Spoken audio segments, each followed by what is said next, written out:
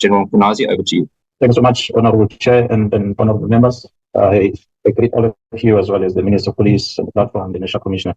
Honorable Chair, in responding to the issues with regard to the vehicles that were allocated to the political killing task team, I must first maybe indicate that, Honorable Chair, that the Section 207 of the Constitution outlines exactly what is the role and responsibility of the Provincial Commissioner in as far as policing is concerned. And in this regard, I am given the responsibility to oversee policing on behalf of the National Commissioner, and as well as engaging and presenting my plans and reports to the legislature, to the provincial government. And I do that as a police officer, being informed and guided by the oath I took to serve and protect, and governed by the Criminal Procedure Act. So as and when operations are conducted in the province, I still remain responsible for what's happening here. And I must account to the citizen and through going through the legislation, informing them as such. So in 2018, when the political killings investigation team was established, I was the acting provincial commissioner at the time. And as such, the strategies and plan that we developed, I was pretty much involved with that. Major General Khumalo, the Lieutenant General Khumalo, who's now the Judicial Commission of Intelligence, came down with me to the province of KwaZulu-Natal when I came to act in 2018, and he was a brigadier then. I personally placed him within this political killing investigation task team to assist the investigators that were assigned to do the job. And I must indicate, Honorable Chair members, that he did exceptional well, considering the fact that he was not a detective, and he came here for a different mission, but I ended up assigning him to work within the political killing task team. And when the team started, they did not have resources. As a provincial commissioner, I had a responsibility to see to it that the team does what they're supposed to do. And as a result, Honorable Chair and members, I had in 2018 allocated amongst the resources, not only the vehicles. In 2018, I had assigned a total of 30 vehicles to the task team when they started with the operation, 30. That was in 2018. In 2019, I went back to the head office and only to return in 2021. The team remained, and Lieutenant General Khumalo remained as part of the team. He got promoted in the process. And in 2021, when I arrived back, I found a fleet of vehicles that they were having, that were allocated to them. Some of them were bordered, and some of them were very old, not in a good condition, as they were operating across the length and breadth of the province. So as I look at the resources that were available at the time, I found that there was a fleet of 5 vehicles that were bought to be used, X5s, also, I beg your pardon, Chair, X3s, that were bought to be utilized by the late king of the Zulus. And you'll remember, Chair, that through the CODESA and those agreements that were there in the past, the king of the Zulus were afforded the opportunity to be protected by the South African Police Service in the form of a Royal Protection Unit. So in 2021, when I came here, there was no king of the Zulus. And there were vehicles that were procured for it to be used to look after the king, and there was no king. And there was crime in the province, and there were resources sitting and idling at the warehouse. I therefore directed that those vehicles be utilized productively, considering the challenges that we experience across the units in the province as they are fighting crime, of which the political killing task team was one of the units that were working hard in creating peace and stability in the province. I allocated those X5s, 5 of them, allocated them to the task team to be utilized by the task team in fighting crime. And again, Honorable Chair, as their vehicles that they were using were getting old and breaking down and getting boarded, in 2022, there was also an additional vehicles that were given to the task team, which is 6 VW Polo vehicles, the small ones, that were allocated to the team. So I must indicate, Honorable Chair, that to date, a total of 7 vehicles have been boarded on this list that I've given. And the majority of the vehicles that are still within the task team, on average, they go over 4,000 kilometers on average, as they're investigating cases across the length and breadth of this province of KwaZulu-Natal. So I just wanted to indicate in terms of response to that. Honorable Chair, members, the portfolio committee had asked me to explain myself and elaborate on the utterances that I made when I appeared before the TV camera on the 27th of January in 2025. Honorable Chair, perhaps let me start. When I responded to the engagement with the journalist at the time, I cited the smear campaigns that are going around trying to tarnish my name to some degree. Being reminded of what transpired back then in 2011, 2012, when I was the acting national commissioner. And I felt that there's similarities in terms of what is happening now and what has happened back then. Honorable Conor Barnard will remember very well that crime intelligence were on the news almost on a weekly basis. And that, Honorable Chair, has been strategies that have been deployed by police officers that are facing a difficult time in the organization as far as investigations against them. The modus operandi is for them to go to the media and make themselves look good, and certainly so, they even approach some of the honorable members and they use them to be their mouthpiece and justify their evil deeds. Honorable Chair, in let me take you back into what transpired in this current period. In 2024, on the 29th of October, to be precise, I received a phone call, Chair, a phone call and a message that came from a gentleman who said to me he's a close associate of the Minister of Police, and that is Mr. Brown. He referred to himself as Mr. Brown Mkhwanazi. This Mr. Brown Mkhwanazi, who had described himself as a close associate to the Minister of Police, indicated to me, which made me believe that he's a close associate of the Minister of Police, because he said to me he was joining the Minister of Police to visit the Lusikisiki massacre that had happened last year. And because I did not trust him, I called the Chief of Staff to try and establish who is this gentleman. And the Chief of Staff did confirm to me that indeed he is a very person close to the Minister of Police. But what surprised me about this gentleman is that he then indicated to me on a message that he sent me when he said there's an internal attempt to discredit me through the defeating the end of justice case. And as we engage, and I asked him, what is he talking about? He then he sent me a report that was written by the member who, well, not signed, but a report that was written by a Lieutenant Colonel Matthews, who was working under Operational Valomgodi, who was an operational commander at the time. And unfortunately, the report that he sent to me, a letter which I have here before me, was not signed, Honorable Chair members. He sent me this report, and subsequent to that, he then forwarded the copies of the OP entries that were made at Impangeni police station, where there were indications that I personally stopped the arrest of one senior officer from the correctional service. So that's how the whole thing started. So when he sent me these things, subsequent to that, Chair, before I could even respond to that, the next thing that he had asked me was whether, how well do I know the Judicial Commission of Crime Intelligence? Because it indicates that the Judicial Commission of Crime Intelligence had made a presentation of which he attached a copy of the screen, a presentation the Crime Intelligence was making, which obviously is either he was part of the presentation where Crime Intelligence were presenting the divisional policies, which is dated 2024, 2025. On the screen, that's how it was highlighted here. The presentation was made on the 30th of September 2024. He gave me that screenshot. If he was not part of that meeting, surely someone who was at that meeting was feeding him with this information. So he sent me this screenshot, and he says to me, Gerald Khumalo, the Divisional Commissioner of Crime Intelligence, I must check my standing with him. And because he said yesterday he pushed a negative narrative about me on how the cash in transits are happening in the province of KwaZulu-Natal, and the fact that I don't want to listen to the advices of crime intelligence when they're giving me early warnings and so forth. And he cited retired Major General Chika to be amongst the people that were unhappy about my response into their warnings about crime intelligence. So that's a communication that he brought to me. And when I asked him about more details about this thing, where did he get this, and what is General Khumalo specifically saying about me, other than what he's presenting to me? Whether is the leadership aware about what General Khumalo has been saying about me? So he says his response was, and I quote, "The minister is briefed. He has just arrived at Lusikisiki." So that's why I phoned the Chief of Staff to try and establish, because this person looks like he's very close to the Minister of Police, and he was traveling with him to Lusikisiki. And I guess the investigation is going to reveal whether did he really travel with him to Lusikisiki.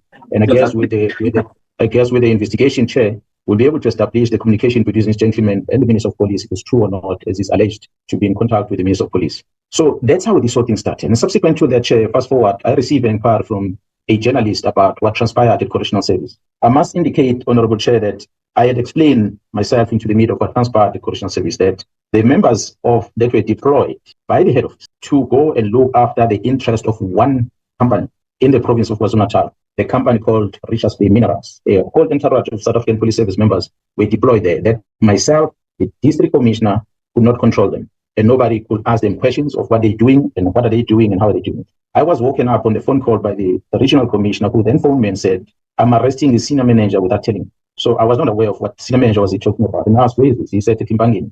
I called the district commissioner, Major General Mkhwanazi, about this matter. He himself did not know anything. He then inquired from the police station. He discovered that, yes, indeed, there were these group of members that were deployed to RPM. And they moved out of their mandate, and they went and executed an operation of arresting a prison official. The prison official was the acting area commissioner at Kalagabusha prison, which is a facility that is sitting in the King Sejong district of KwaZulu-Natal. I then engaged with the commander, this colonel who was in charge. I inquired from him what transpired. He then gave me a briefing of what took place. The chair, honorable members, this operation they conducted based on information they had on drugs, which I cannot dispute. They are police officers, they must act on information. The information they had was that there were drugs that had been sold at the house of this prison official at Kalagabush. They then went there without a search warrant. They went inside the premises, they searched the entire premises, they couldn't find anything. I must indicate, Chair, that this premises is a house that is within the facility of correctional services. It's one of the units of houses in that facility. There are many other units in the same facility where the access into it is not restricted, not unless when you enter at the main gate to the correctional facility where you have security controls. But as you go into the houses, each house you can move in between one and another with ease. And after they failed to find anything inside the house, they went outside to search in the garage. But while they were going to the garage, they then noticed a dustbin which was outside the house. They stopped and they searched the dustbin. That is when they found a small parcel that was containing what is suspected to be drugs. Based on that, they decided to arrest that prison official. So the question I asked the colonel was, as an officer of law, first, do you know whether these things are drugs or not? Secondly, who else has access to this dustbin other than this person you're talking about? Are you sure that this is the only person that could have placed those drugs if they are drugs? So my advice to him is that we are indebted with the number of civic claims we're having in the police. And we should not be seen to be violating the rights of individuals out there. Our purpose of arrest is because we want to secure people to come to court when we have investigated the cases and know for a fact that this, what they were doing, is broken the law. So for now, you don't know what you have before you, whether it's drugs or not. Rather, take that to the laboratory, get it tested first. This is a senior person you're talking about. We don't expect it's going to be running anywhere. And then the register inquiry, and then go and engage with the prosecution and determine whether should you effect an arrest, can the prosecution prosecute this person before you enter this person's name on the SCP-14, because the moment you do that, there's going to be a civil claim if you cannot prosecute successfully. And Chair, I must indicate that to date, the prosecution has declined to prosecute that matter because there was no evidence as to whether the person has done any wrong in what they were alleging to have arrested her for. So that's what had transpired. So my surprise is that that incident happened early in the year last year. Only in September, 29 September, at the end of September as well as the beginning of October, I then get a call and the message is from this gentleman who said to me he's close to the minister. And he's got a copy of that OP entry and he's got a copy of the letter that is written by that member, that colonel who was part of the operation. So that was the start of the troubles that came, which then had to be amplified in one way or another. And subsequent to that, this year, then the journalist asked me a question from City Press in writing. We responded to it. We gave the fact. But the City Press, we felt that because they were in a mission, the journalist might be in a mission to make sure that my name is tarnished out there. He went ahead and wrote about it, despite the fact that his colleague learned about this thing a couple of months before, but he did not write because they asked me. I gave my statement, so they didn't publish the story because they realized that it was just a smear campaign. But this journalist specifically went and wrote the story. The sad thing about it is there was no investigation done by the journalist. The journalist just took a person who says there's allegations against Mkhwanazi on this. He took Mkhwanazi's face, he put it in front of the newspaper, and he wrote the story. And that damaged my image to some degree. And as a result, there's some litigation that we are going to be pursuing with the newspaper concerned. Chair, when I spoke to the journalist in referring to what transpired after that, for instance, the stories that subsequently came, of which one of them that came recently was that I was in the front run of a post of TPCI. Honorable Chair and members, not because of arrogance or whatever, but I can safely tell you that I believe I'm the oldest or the longest serving lieutenant generals in the South African Police. And I'm in the highest notch of this level that I'm in. I cannot get any promotion beyond what I have.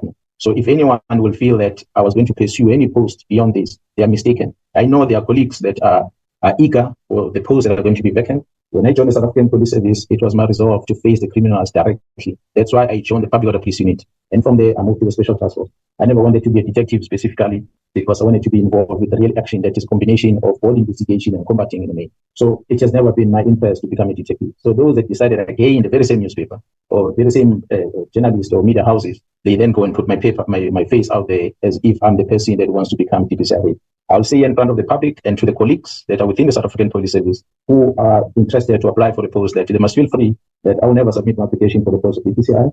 I remain here to see to it my contract is done, a contract that has got a year to go before it ends. And I'll do my job and from there I'll go home and relax. Chair, what made me make a reference on what transpired in this time around to what happened back in 2011 is because Honorable Chair, in 2011 I was appointed as the acting national commissioner. At the time, there was a matter of Shadrack Sibiya that was in the media. And as I said, crime intelligence was too much in the media at the time.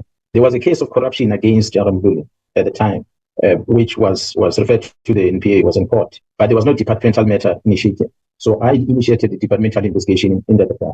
And Shadrack Sibiya was already on suspension when I was appointed acting. And after that, I then told Jarastanda, as I said, to make sure, who was a deputy national commissioner at the time, to make sure that departmental investigation is conducted against Shadrack Sibiya. And also the person who was a direct responsible person for crime intelligence, and that was Lieutenant General Sibiya, who's now the head of Ops, to make sure that they facilitate the investigation in terms of disciplinary procedure on determining whether there's anything wrong in terms of our disciplinary code. Subsequent to that, Chair, the disciplinary report was ready to subject the matter for the disciplinary hearing. We then receive a report from the National Director of Public Prosecution informing us that we must not withdraw the case of Jaran Mbuli is withdrawn because the South African Police Service and the courts of the Republic had no jurisdiction to investigate the corruption matter of the Secret Service account. That was the responsibility of the Inspector General of Intelligence. So in order to test that, we then took the criminal case docket as well as the departmental case docket. We sent it to the Inspector General of Intelligence. And I know, Honorable Chair, is that perhaps that might have been one case that might have motivated or demotivated the Honorable Advocate Kona Barnard, because she was the one who was dealing with the case. Then after the case was withdrawn, she left NPA and she went to Parliament. We then, Chair, submitted these two documents to the Inspector General of Intelligence. The Inspector General of Intelligence responded to us on a departmental matter because there were two officials involved, was General Mbuyiseli and Lazarus. She responded to us, and that was Advocate Khadeb, the late. She then said, there's no case against Lieutenant General Mbuyiseli, departmental, but there is a case against General Lazarus, so we must proceed with General Lazarus. But then I said to her, I'm not going to implement that recommendation until she responds to me about the outcome or the comment that the NPA has taken, or decision the NPA has taken on the withdrawal of the case against Jaran Mbuli. I wanted to be clear about that. Almost a week later, Honorable Chair, the NPA, the Inspector General of Intelligence called me and said I must bring back the letter that recommended that Mbuli should not be charged departmental. I must bring it back because they've studied the case docket and they've realized that the NPA has erred in taking a decision that the police and the courts don't have jurisdiction in criminal matters. And then I decided that I beg your pardon, I said Advocate Bredenbach. I think I used the wrong name. Advocate Bredenbach, who was dealing with the case that is now working in Parliament. When the Inspector General of Intelligence gave us a letter that says the case docket must go back to court, which meant that the departmental matter must proceed, we sent the docket back to court. I personally called the acting National Director of Public Prosecution at the time, and she referred me to the advocate who initially took a decision, and that advocate was Advocate Mkhwanazi. And Advocate Mkhwanazi still wrote back to us, telling us that he has taken a decision to withdraw the case of Mbuli, therefore the matter is closed. So that's how that case stopped, because of that decision, despite the fact that Inspector General of Intelligence already said that the NPA was wrong. Subsequent to that, Honorable Chair, we continued with the departmental matter as we were authorized to proceed. Subsequent to that, as I was driving home to KZN, I received a call from the same Advocate Khadeb, who was Inspector General, telling me that she has compromised her career. The recommendation that she gave me to prosecute Mbuli was wrong. I must bring that letter back. I refused. The next thing, I got a call from the Minister of Police at the time, who was Mr. Mteto, to his house, where he instructed me that I must not charge Mbuli, and because Inspector General of Intelligence decided that I should not charge Mbuli. And the Inspector General of Intelligence was present in that house. And she said, I gave an instruction of what to write. I disputed that, and I said it's a lie. But nonetheless, I told her that until I have something black and white that you are saying to me I must not charge Mbuli, I will continue with the case. Well, of course, criminal, we can't do anything because the NPA had taken a decision, but departmental, we shall continue. And the Inspector General of Intelligence then invited me to a house where she brought back the letter initially that she had withdrawn that said Mbuli is clean, he cannot be charged. And she brought the letter which she had filed, and she gave it to me again that said, no, Mbuli is clean. So as a result, the case must be withdrawn. Honorable Chair, what transpired after that, it's recorded. The Advocate Bredenbach, Gerald Libya, Gerald Massimo himself, Gerald Kumar, who's now DPCI, myself, and many other police officers started facing difficulty after that. Especially, I can talk about those in the police. It is on history how Gerald Libya was removed from the SAPS under the leadership of the Judicial Commission at the time, Gerald Pierre. We know how the paging and everything that was done. Myself, Honorable Chair, from the arrival of Gerald Pierre as the head of the SAPS, I sat at home. She did not allocate me any post. She was happy to have me sitting at home for more than 12 months, not doing anything. And it didn't bother me. I feel, Chair, I had done enough. I've gone through some difficult trainings in my life that taught me how to endure. So I just sat there and I told them until they want to make use of me, I'll be available at home. So I enjoyed getting pension payers, taxpayers' money without being used. And to date, there was never investigation about my command at the time, Gerald Pierre, with regard to that action. But I sat at home and doing nothing. And many people will tell their stories. Gerald Kumalo will tell you, because Gerald Kumalo became a bad person, especially as I had assigned him, Honorable Chair, to go to crime intelligence and work their counterintelligence office, where he uncovered shocking things, which today is still uncovering within crime intelligence. The National Commission at the time was a Deputy National Commission of Police. He was deployed by myself to go and work at crime intelligence as an acting Divisional Commissioner there. Himself, he knows the bad things that were happening at crime intelligence. So crime intelligence has always been in the bad light to date. And we know that the members that are working there, if they're not getting their ways, and if you want to tighten up the screws, you want to lock up the ease of access to the resources of intelligence, the only response they know is to go and tarnish your image in the public space. So Chair, I don't want to be long, but I want to indicate that I've been there before, and we've been there before. That's why even today, the National Commission and myself, Jara Kumalo, still regarded as the bad ones. It was no surprise, Honorable Chair and members, when I heard from the media asking me about the letter to withdraw the political task team. I just laughed it off, because Section 207 gave me a mandate and responsibility to do policing in this province. Now, if there's an instruction that is going to interfere with operations of the South African Police Service, for me, it would be perceived as a defeating edge of justice. So therefore, I'll need to put very close attention on that. And because I wondered what could have informed. I found the National Commission was on leave at the time when the letter was written, allegedly, and he didn't know anything about it. But there was an instruction, and assumingly now we heard today that it was a directive, because I had not received it as a provincial commission. When the provincial management had asked me about it, the provincial leadership executive, I told them that the political team is pretty much active, and they're working, they're doing their work. And any other person who gave me instruction otherwise can go only the National Commissioner, and nobody else but the National Commission of South African Police Service, because he's my boss. If he tells me I must change his policing tactics into something else, I shall do so as a disciplined police officer. But we've been working, Chair, and this task team have gone beyond the borders of KwaZulu-Natal, have gone to the Gauteng province. There's a case that they are assisting in investigating in Gauteng, the case that involves very senior police officers, who some of them might be in this platform that you are in right now. And that is part of what is causing the chaos in the South African Police Service. So, Honorable Chair, I'm going to leave it there. And that is basically why I was making a reference on what is transpiring now to that what happened in 2011, where bad police officers are using politicians to try and get their ways around. So that is my submission, Chair. Thanks so much. Thank you very much, General Mkhwanazi. General Masemola and Minister Mchunu, would you like to respond in any way? I think I picked up something that Provincial Commissioner Mkhwanazi is saying about some fellow. 2 weeks ago, it does happen in a week or 2 or 3. I think a week and a half ago, I got somebody insisting that there's somebody who's going around saying he works with me wherever I am, he is there. And I said, show me the face. And it got to a point where he showed me the face, and I told him, I don't know this person. And a week before, there was another person, Mchunu, who said is my younger brother. My younger brother died in 2005, and I don't have any other. And so when the person says so, you really, so I think we must be very circumspect when people come to us and say, I must be an associate of this and that. I'm no associate to the person that General Mkhwanazi is referring to. But I appreciate whatever they discussed, and then those things coming out so that I understand who is saying what, where, and so on. I do know that possibly all of us, including you, Chair, you would have at one point or the other somebody claiming that they are your associate. It does happen. But other than that, thank you very much. Thank you very much, Minister. I appreciate all the feedback. Colleagues, I have identified the 2nd of April as a potential date for us to continue with parts of this discussion. It's been a mouthful today, and it's been, I think there's a lot to chew on, and I think there's a lot to go through after today. There are significant things that I believe from this discussion that we would need to go into again, and that we would need to likely discuss again. But that being said, I think it was the right thing today to delve into this. Unfortunately, we've run out of time regarding the VIP protection matter. We will reschedule that. I think Major General Rhoda is with us, and I just want to apologize in advance that we will have to revisit that because today we just simply do not have enough time. General Masemola, thank you to you and the team, General Kumalo, the deputy ministers. I'm struggling to see all the names. I see DM Matale. I haven't seen DM Boshielo, but thank you. There we go. You popped up. Hi there, DM.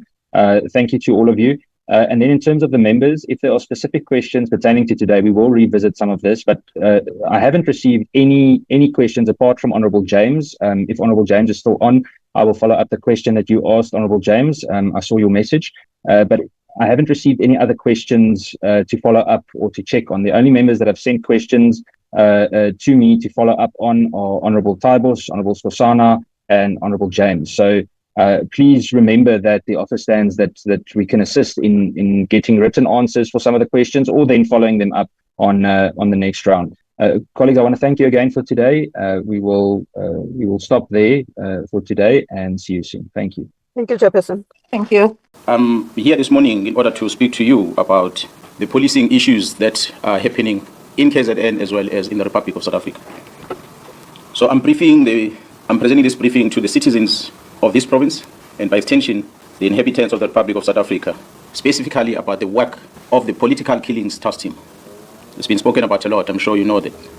Let me give a bit of a background about this political killings task team. In 2018, the President of the Republic, His Excellency President Ramaphosa, established the Interministerial Committee, which we refer to as IMC, which consists of the Ministers of Police, the Minister of State Security, the Minister of Defense, the Minister of Justice and Correctional Services and Correctional Development.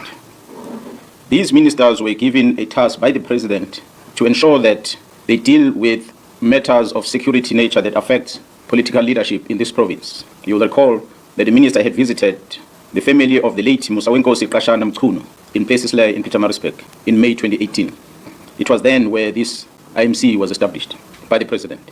So it is a committee of ministers, not a police-directed operation, but a committee that involves different departments. The IMC at the time met and listened to the investigation report that was presented, the so-called political task team that was established before them.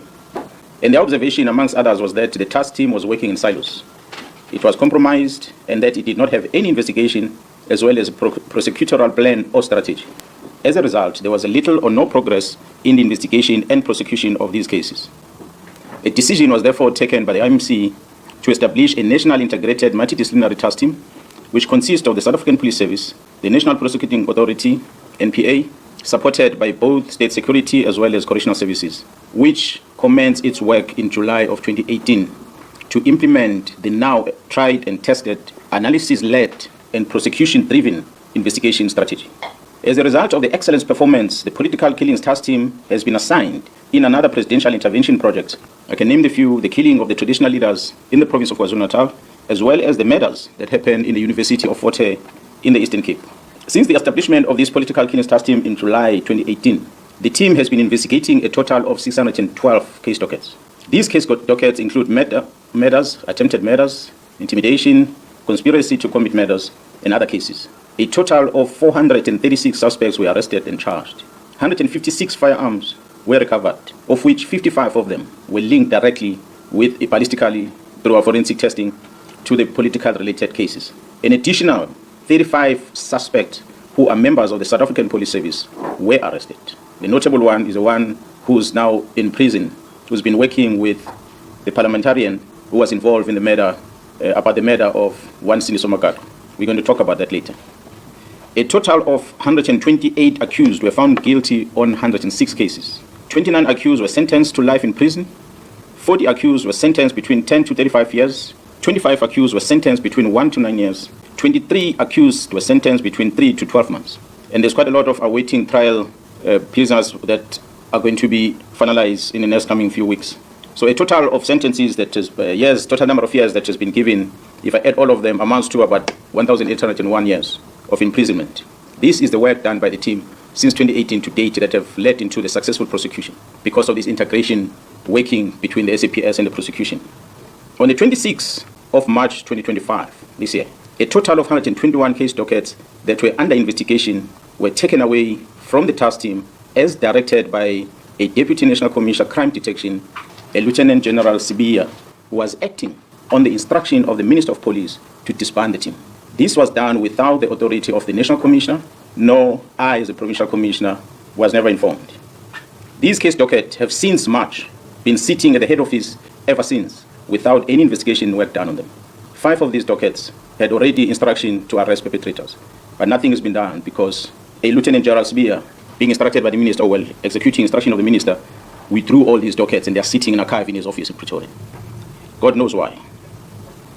Therefore, only a total of 112 dockets which are still in court, of which 54 of them are political related and others will include parallel ad hoc, as well as the dockets that are involving the incident at Fort Hare University, and 5 of them are traditional leadership, are still with the team at this present moment. In the year 2024, a request was received from Gauteng Organized Crime Investigating Unit to assist with the investigation to dismantle the organized crime syndicate that was operating in Gauteng, that was controlled in Gauteng but operating in the rest of the country and in neighboring countries. I, as a Provincial Commissioner, took a decision to deploy 10 members from this political killings task team to go and support this organized crime unit in Gauteng.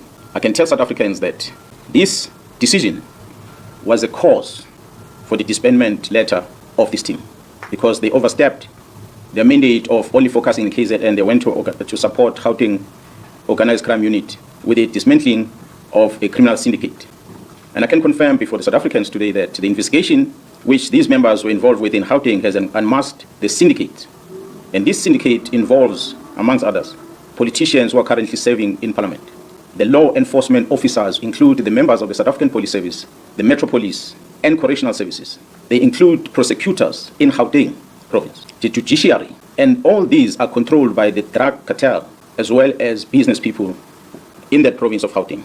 This act, of course, undermines the criminal justice system in this country. Mr. Brown Mkhwanazi sends a WhatsApp message to myself, Lieutenant General Mkhwanazi, regarding the allegation on the defeating the ends of justice matters which were widely publicized, which involves an incident that happened at the Correctional Service at Timpangeni in KwaZulu-Natal.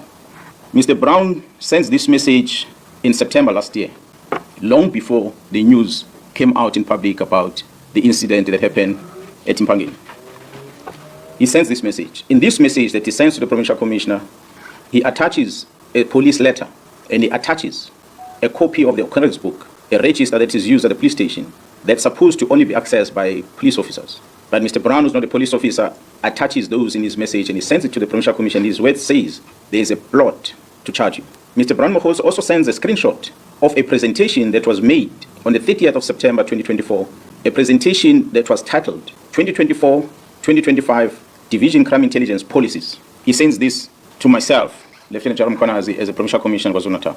Surely this must have been a classified information where crime intelligence are presenting their policies. But this man has access to that, and he's not a policeman.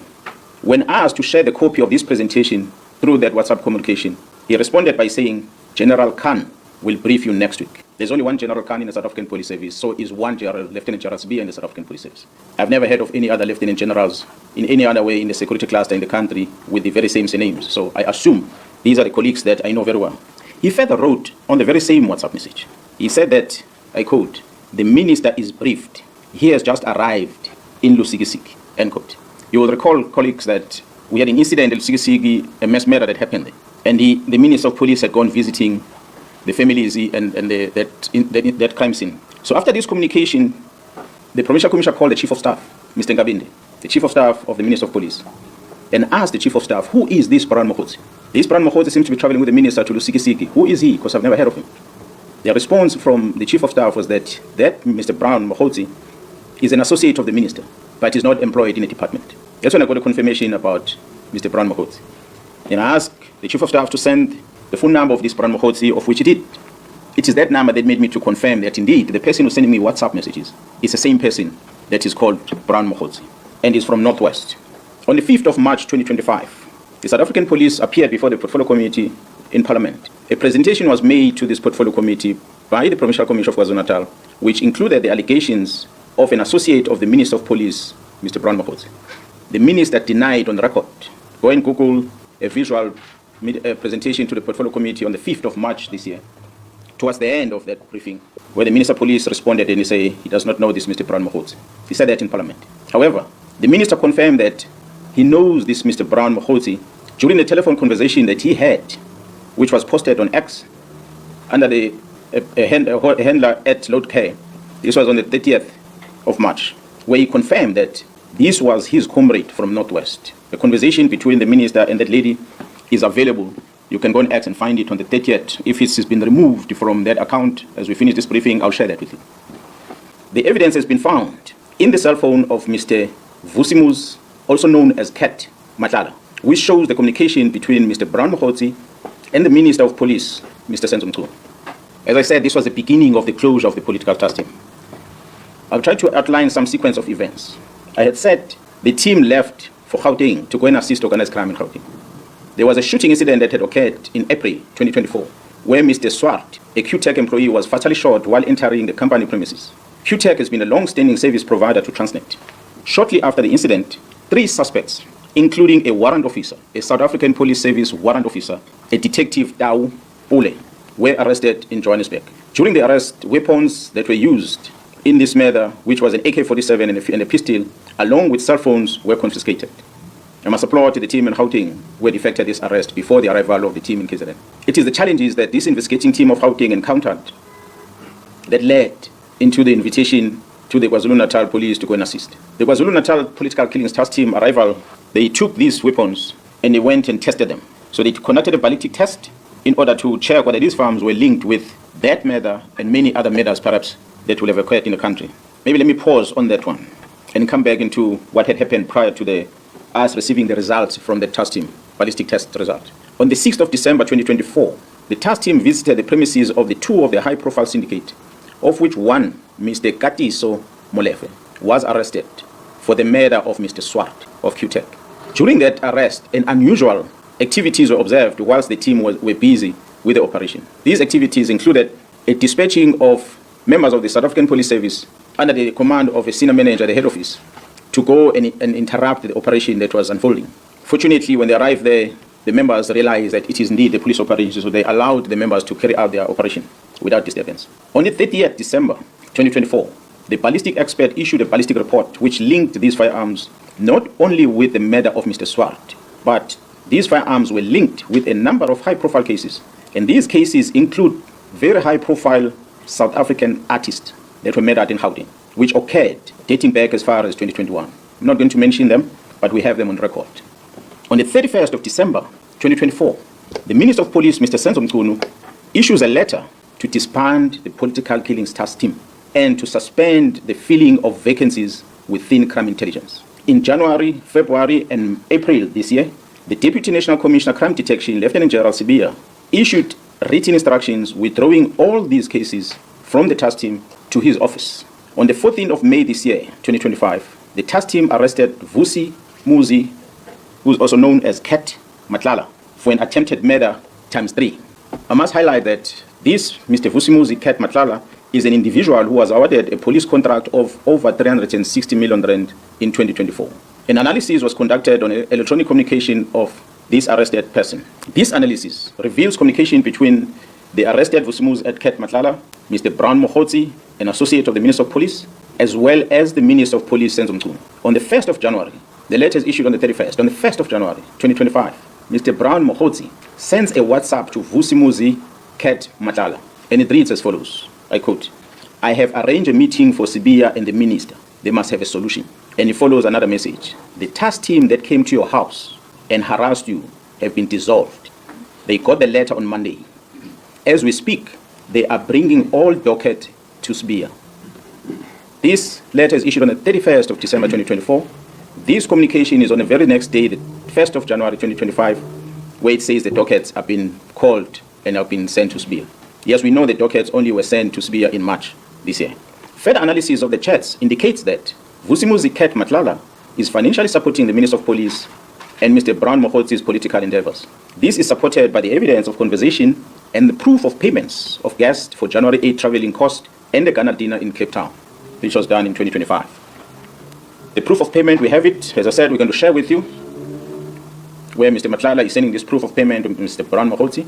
On the 2nd of January 2025, at about 10:05 in the morning, Vusi Muzi Cat Matlala receives a copy of the letter of the disbandment of the political killings task team from Mr. Brown Mohotsi, who is an associate with the Minister of Police. I pause to remind you that this is the very same Brown Mohotsi that the Minister of Police had denied in Parliament and later confirmed to be his comrade but not involved with police matters. But he's sending this communication. That's what we have discovered through the investigation. On the 14th of January 2025, Mr. Brown communicates with Mr. Vusi Muzi Cat Matlala as follows, I quote, "Sure, don't forget to work on your invoices." On the 15th January, Mr. Vusi Muzi Cat Matlala responds with a screenshot of an invoice that he has submitted to the South African Police Service, which I guess was due for payment on his contract. On the 26th of January 2025, Mr. Brown Mohotsi sent a message to the Minister of Police, Senzo Mchunu, which reads as follows, I quote, "The guy of the funding in bracket 20 is also in Joburg from Tuesday. He is the one I said has a 3 billion contract with SAPS, close quote." Open quote, again another message. "I am also meeting with the DNC and the COS today." Now, in the abbreviation, the DNC in the South African Police Service is referred to as the Deputy National Commissioner, and the COS would be, in this regard, the Chief of Staff. He says, "I'm also meeting with the DNC and Chief of Staff today in Durban for finalization of Khumalo and General Mkhwanazi's matter," close quote. Another message reads, DNC is waiting for the Chief of Staff here. This is very significant. Close quote. This is extracted from the communication of the arrested person. So we ask ourselves a question. Is there a theory of conspiracy targeting senior officers involving the Minister of Police in this country? On the 31st of December, we have seen Mr. Mkhwanazi sending the following message to the Minister of Police, which reads, Minister, I'm going to get the case number and the judgment for you. Now we got something proven by the court. It is a matter now which either Sibiya or the Minister can charge Khumalo and apply Rule 9 of the disciplinary regulations of the South African Police Service. It took the Constitutional Court to release a man who was sentenced to life imprisonment through a forced Section 204 confession. Imagine, Comrade Senzo, after 30 years of democracy, having this kind of policing. The good thing now is that these are not allegations, but a court judgment. This is extracted from a conversation that Mr. Mkhwanazi is sending to the Minister of Police.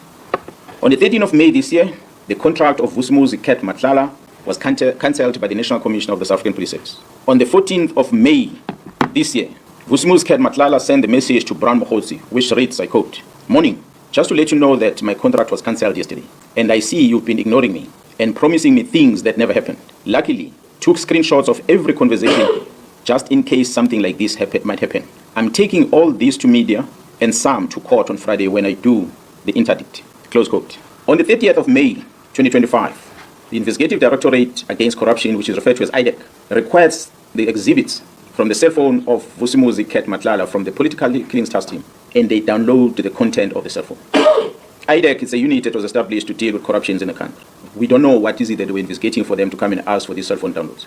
On the 25th of May, on the 30th of May, I beg your pardon. On the 25th of June this year, the project coordinator of the Political Killings Task Team is arrested by IDEC. A dramatic arrest. A dramatic arrest. On the 26th of June 2025, the accused, Katiso KT Molefe, who was arrested by the very same task team, was granted bail. Guess that one went under the radar. The work of the organized crime in Gauteng, supported by the Political Killings Task Team, has indeed been compromised. The disbandment of the Political Killings Task Team was influenced by the sterling work that they performed in Gauteng to uncover the criminal syndicate, which involved some members of the criminal justice system operating in Gauteng province, and not because of what I presented earlier, which was the work they did in the province of KwaZulu-Natal. Their demise was as a result of them assisting Gauteng to uncover the criminal syndicate. Despite all these challenges, we acknowledge and appreciate the resilience of the members of the Political Killings Task Team. The Political Killings Task Team remains operational, albeit its attempt to disrupt its work to protect and serve the inhabitants of the Republic, as enshrined in the Constitution under Section 205, Subsection 3 of the Constitution of the Republic. The Political Killings Task Team remains operational. Therefore, we have embarked on a process of registering a criminal investigation in order to deal with this infiltration and control of the criminal justice system by the organized crime. We, in KZN, know that a member of crime intelligence or members of crime intelligence released classified documents and handed them over to a member of parliament. That includes vetting documents as well as covert properties. We all know in the country that the Joint Standing Committee of Intelligence is the one that must supervise the operations of a secret fund account, not only for the South African Police Service, but all the intelligence agencies in the country. That the members of crime intelligence gave these documents to the member of parliament, and the member of parliament registered a criminal case in Gauteng where he was alleging that some of the officials within crime intelligence were issued fraudulent vetting clearance certificates. After opening the case, he sends a communication to the Minister of Police. He asks the Minister of Police to take these dockets and assign them to someone else. The Minister of Police Chief of Staff, Mr. Nkabinde, wrote a letter to the head of the NPA newly established unit, which is referred to as IDEC, Investigating Directorate Against Corruption, to investigate these cases. These are allegations of a manipulation of a vetting process, not a state capture, not corruption. But IDEC receives this communication from the Minister of Police to take these dockets, and IDEC does exactly that. They go and take these dockets and they investigate them. I wonder whether is this what the unit IDEC was established for. The Minister of Police invited and facilitated the peace talk between myself, the Provincial Commissioner of KwaZulu-Natal, and the Deputy National Commissioner Lt Sibiya in his office, in his house, State House, official residence in Pretoria. The purpose of the invitation was to try and create peace between myself and the Deputy National Commissioner. It was unprecedented. I've never seen in my life. The National Commissioner was present, but he just kept quiet because it was not his meeting. The Minister of Police felt that he must make me and Shadrack Sibiya to find peace. Surely, there can never be peace between a criminal and a police officer. As we speak, the South African Police Service, KwaZulu-Natal, still does not have a leader within crime intelligence because of the letter where the minister suspended the filling of vacancies at crime intelligence, which is dated the 31st of December. So to date, we don't have a command of crime intelligence in this province. We are trying to figure out on our own how to infiltrate syndicates because the minister decided these posts must not be filled. The crime intelligence at the national level has no commander as we speak. And we must thank the magistrate who made the ruling that went beyond what the charge sheet against the accused is about, which the members were charged on HR-related matters that dealt with filling of vacancies. The magistrate directed that these members must never enter any premises of crime intelligence in the country. So which means all the work of crime intelligence had to come to a halt. Interesting for us is that another magistrate who then had the matter of the second accused on that case, who had remained in custody last week, did not issue the same condition. He understood that the judiciary cannot get involved in determining whether people must go back to work or not. It is an employer that must make the decision. But I must just indicate to South Africans that Mr. Padayache, who appeared in court on the day when these police officers were arrested, whom the magistrate referred to as an investigating officer, is a former member of crime intelligence himself. He retired from the police and he went to join this new unit, IDEC. He is now referred to as a lead investigator with no qualification, no investigative experience at all. But he is a person whom the magistrate directs that if anything is wanted at crime intelligence, must go via him. So he gives him a carte blanche to access anything at crime intelligence on behalf of the members that are employed to work there. The vetting section within crime intelligence has more powers than any other units within that space because they can scrutinize everything about the applicant who's applying for security clearance. And they can manipulate that security clearance process for their own benefit. So I stand here understanding, as leading this province of KwaZulu-Natal, that fighting organized crime remains a priority as directed by government. The National Commissioner remains my commander and the command of all of us as we wear this uniform. And we must protect this badge and the police commissioner. I call on all men and women in law enforcement, the South African Police Service and Metro Police to stand up and protect our people. Yes, sometimes law can stand on the way to achieve justice. We must choose justice. Thank you so much for listening to me. Thank you, colleagues. That was the brief from the Judicial Commissioner.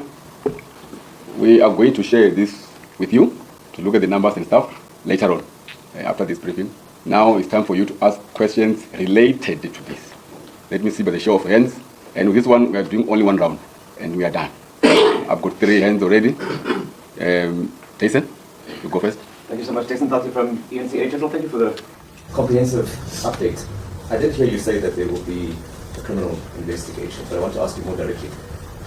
Would Minister and Sibiya be investigated, or are they being investigated as we speak? Because from what you've outlined, clearly a number of crimes that have been committed there, and these are the names that have been central to what you've been outlining. The second part of this is, what does this mean for your working relationship, for the work that you do here with your team? Considering that there is this, it's more than an elephant in the room, but considering that there is this, how will this impact the work that you do? And I think the last question is, with everything that you've said here now,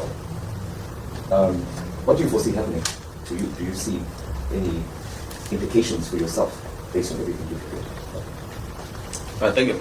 I'll take one, I'll answer to each one of you. I'm a police officer who understood the task at hand when I joined the service. It was my resolve to make sure that I deal with criminals head on. Hence, I had chosen a career within the combating side of policing. That's what led me to work in the units that I worked for over time.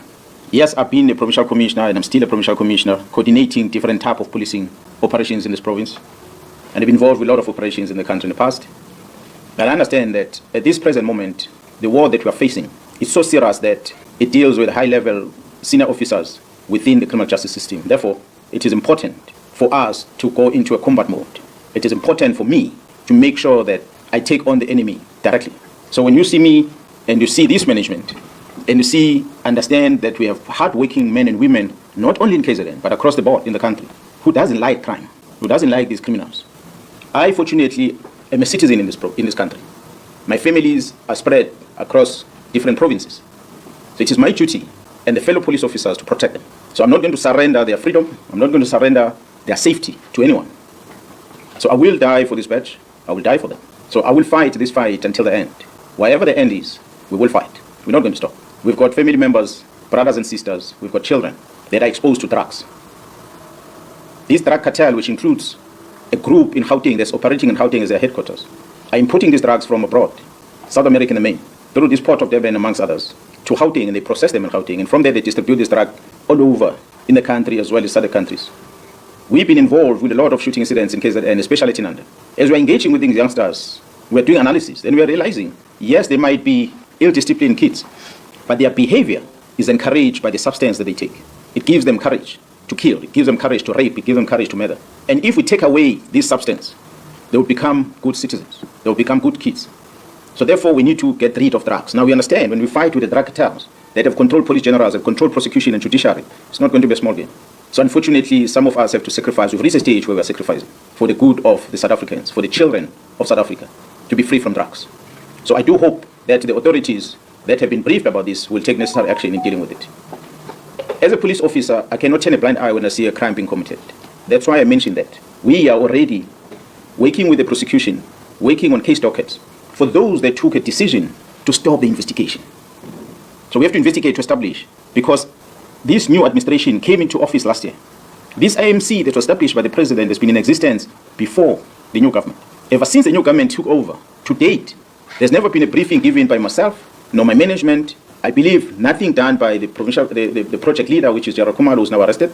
I cannot talk much about my boss, but us, as people who are running on the ground, we have never given a presentation to the Minister of Police about the work, the successes that I presented of this political killing trust team in this province. So for the decision to disband it, we are 100% sure after evidence collected that is informed by the work that they were doing in Gauteng, which the work they did in Gauteng was affecting the people that are closer to the people that are closer to our executive authority.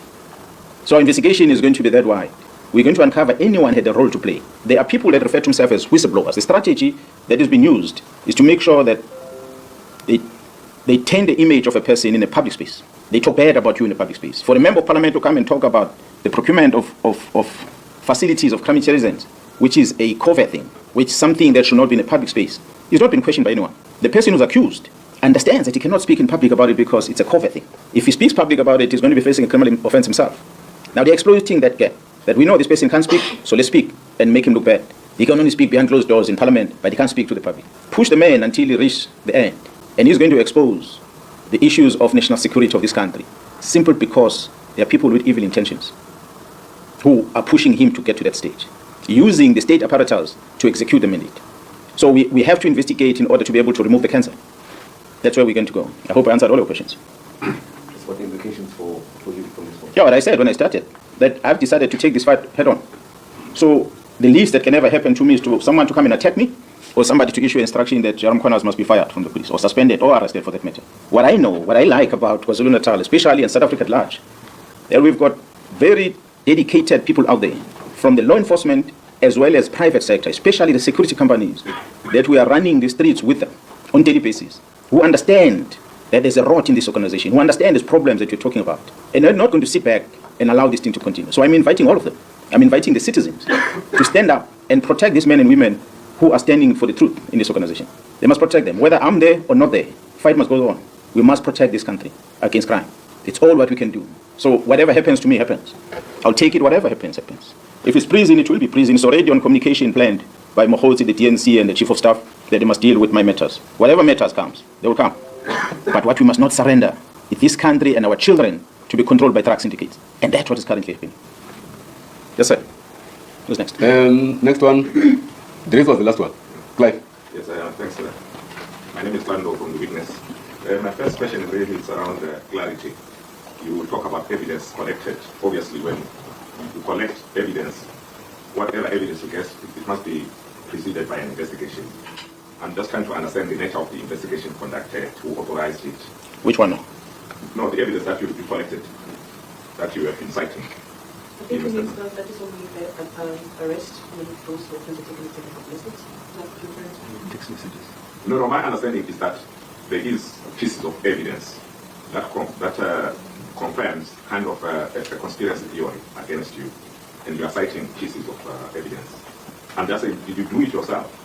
Collecting of this evidence. Oh, okay. Yes. I've said if maybe you didn't capture this thing. So when I was talking, you were typing. That's why I didn't get some of the things. Yeah, no, I was typing much. The team of Gauteng Organized Crime Unit been investigating a murder case of Mr. Swart, and they came across problem. I'm not going to elaborate what the problems are, which made them realize that they need support from elsewhere outside Gauteng, because there's some senior officers that are in close communication with their targets. Hence, they came to me, and I dispatched the team to go and assist them.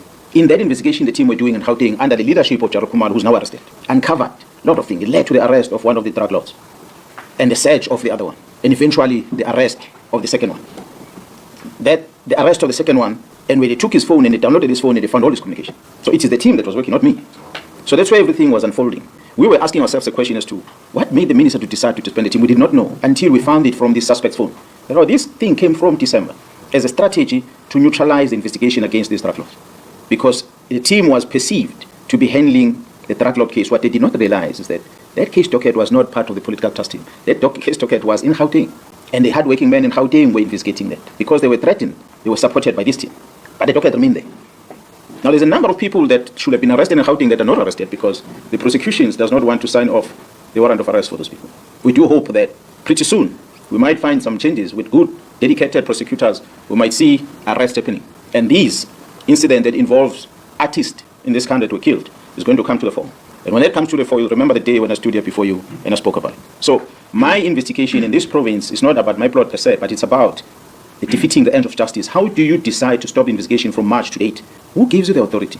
There's directives here from prosecution that investigating officer must do A to Z. These investigating officers were told to go home and leave these investigations. For whose benefit? So we ask a question. And the instruction says, as per the directive of the executive authority. Now we ask ourselves, and we're going to scrutinize this in this case, what is the constitutional mandate of the Minister of Police and what is the constitutional mandate of the South African Police Service? What is the Police Act saying about the powers of the Police Commissioner versus what the Minister of Police is supposed to do? There's a policy and there's operations. I said on the record before, I will not close the task team not unless the National Commissioner gives me the instruction. That's why today this team is working. So we're not going to stop. That's why as we continue as police officer, we investigate, we're going to find the route. Now the cancer has gone so deep that we have to now focus ourselves in here and stop chasing children at Inanda. We must get rid of the drug that make those kids to pay for that. Yeah, no, I have two questions.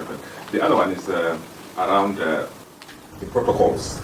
We know in government that strict protocols, particularly in police, that stipulates that if you have a grievance like the one that you tell me now, these are processes that you should follow.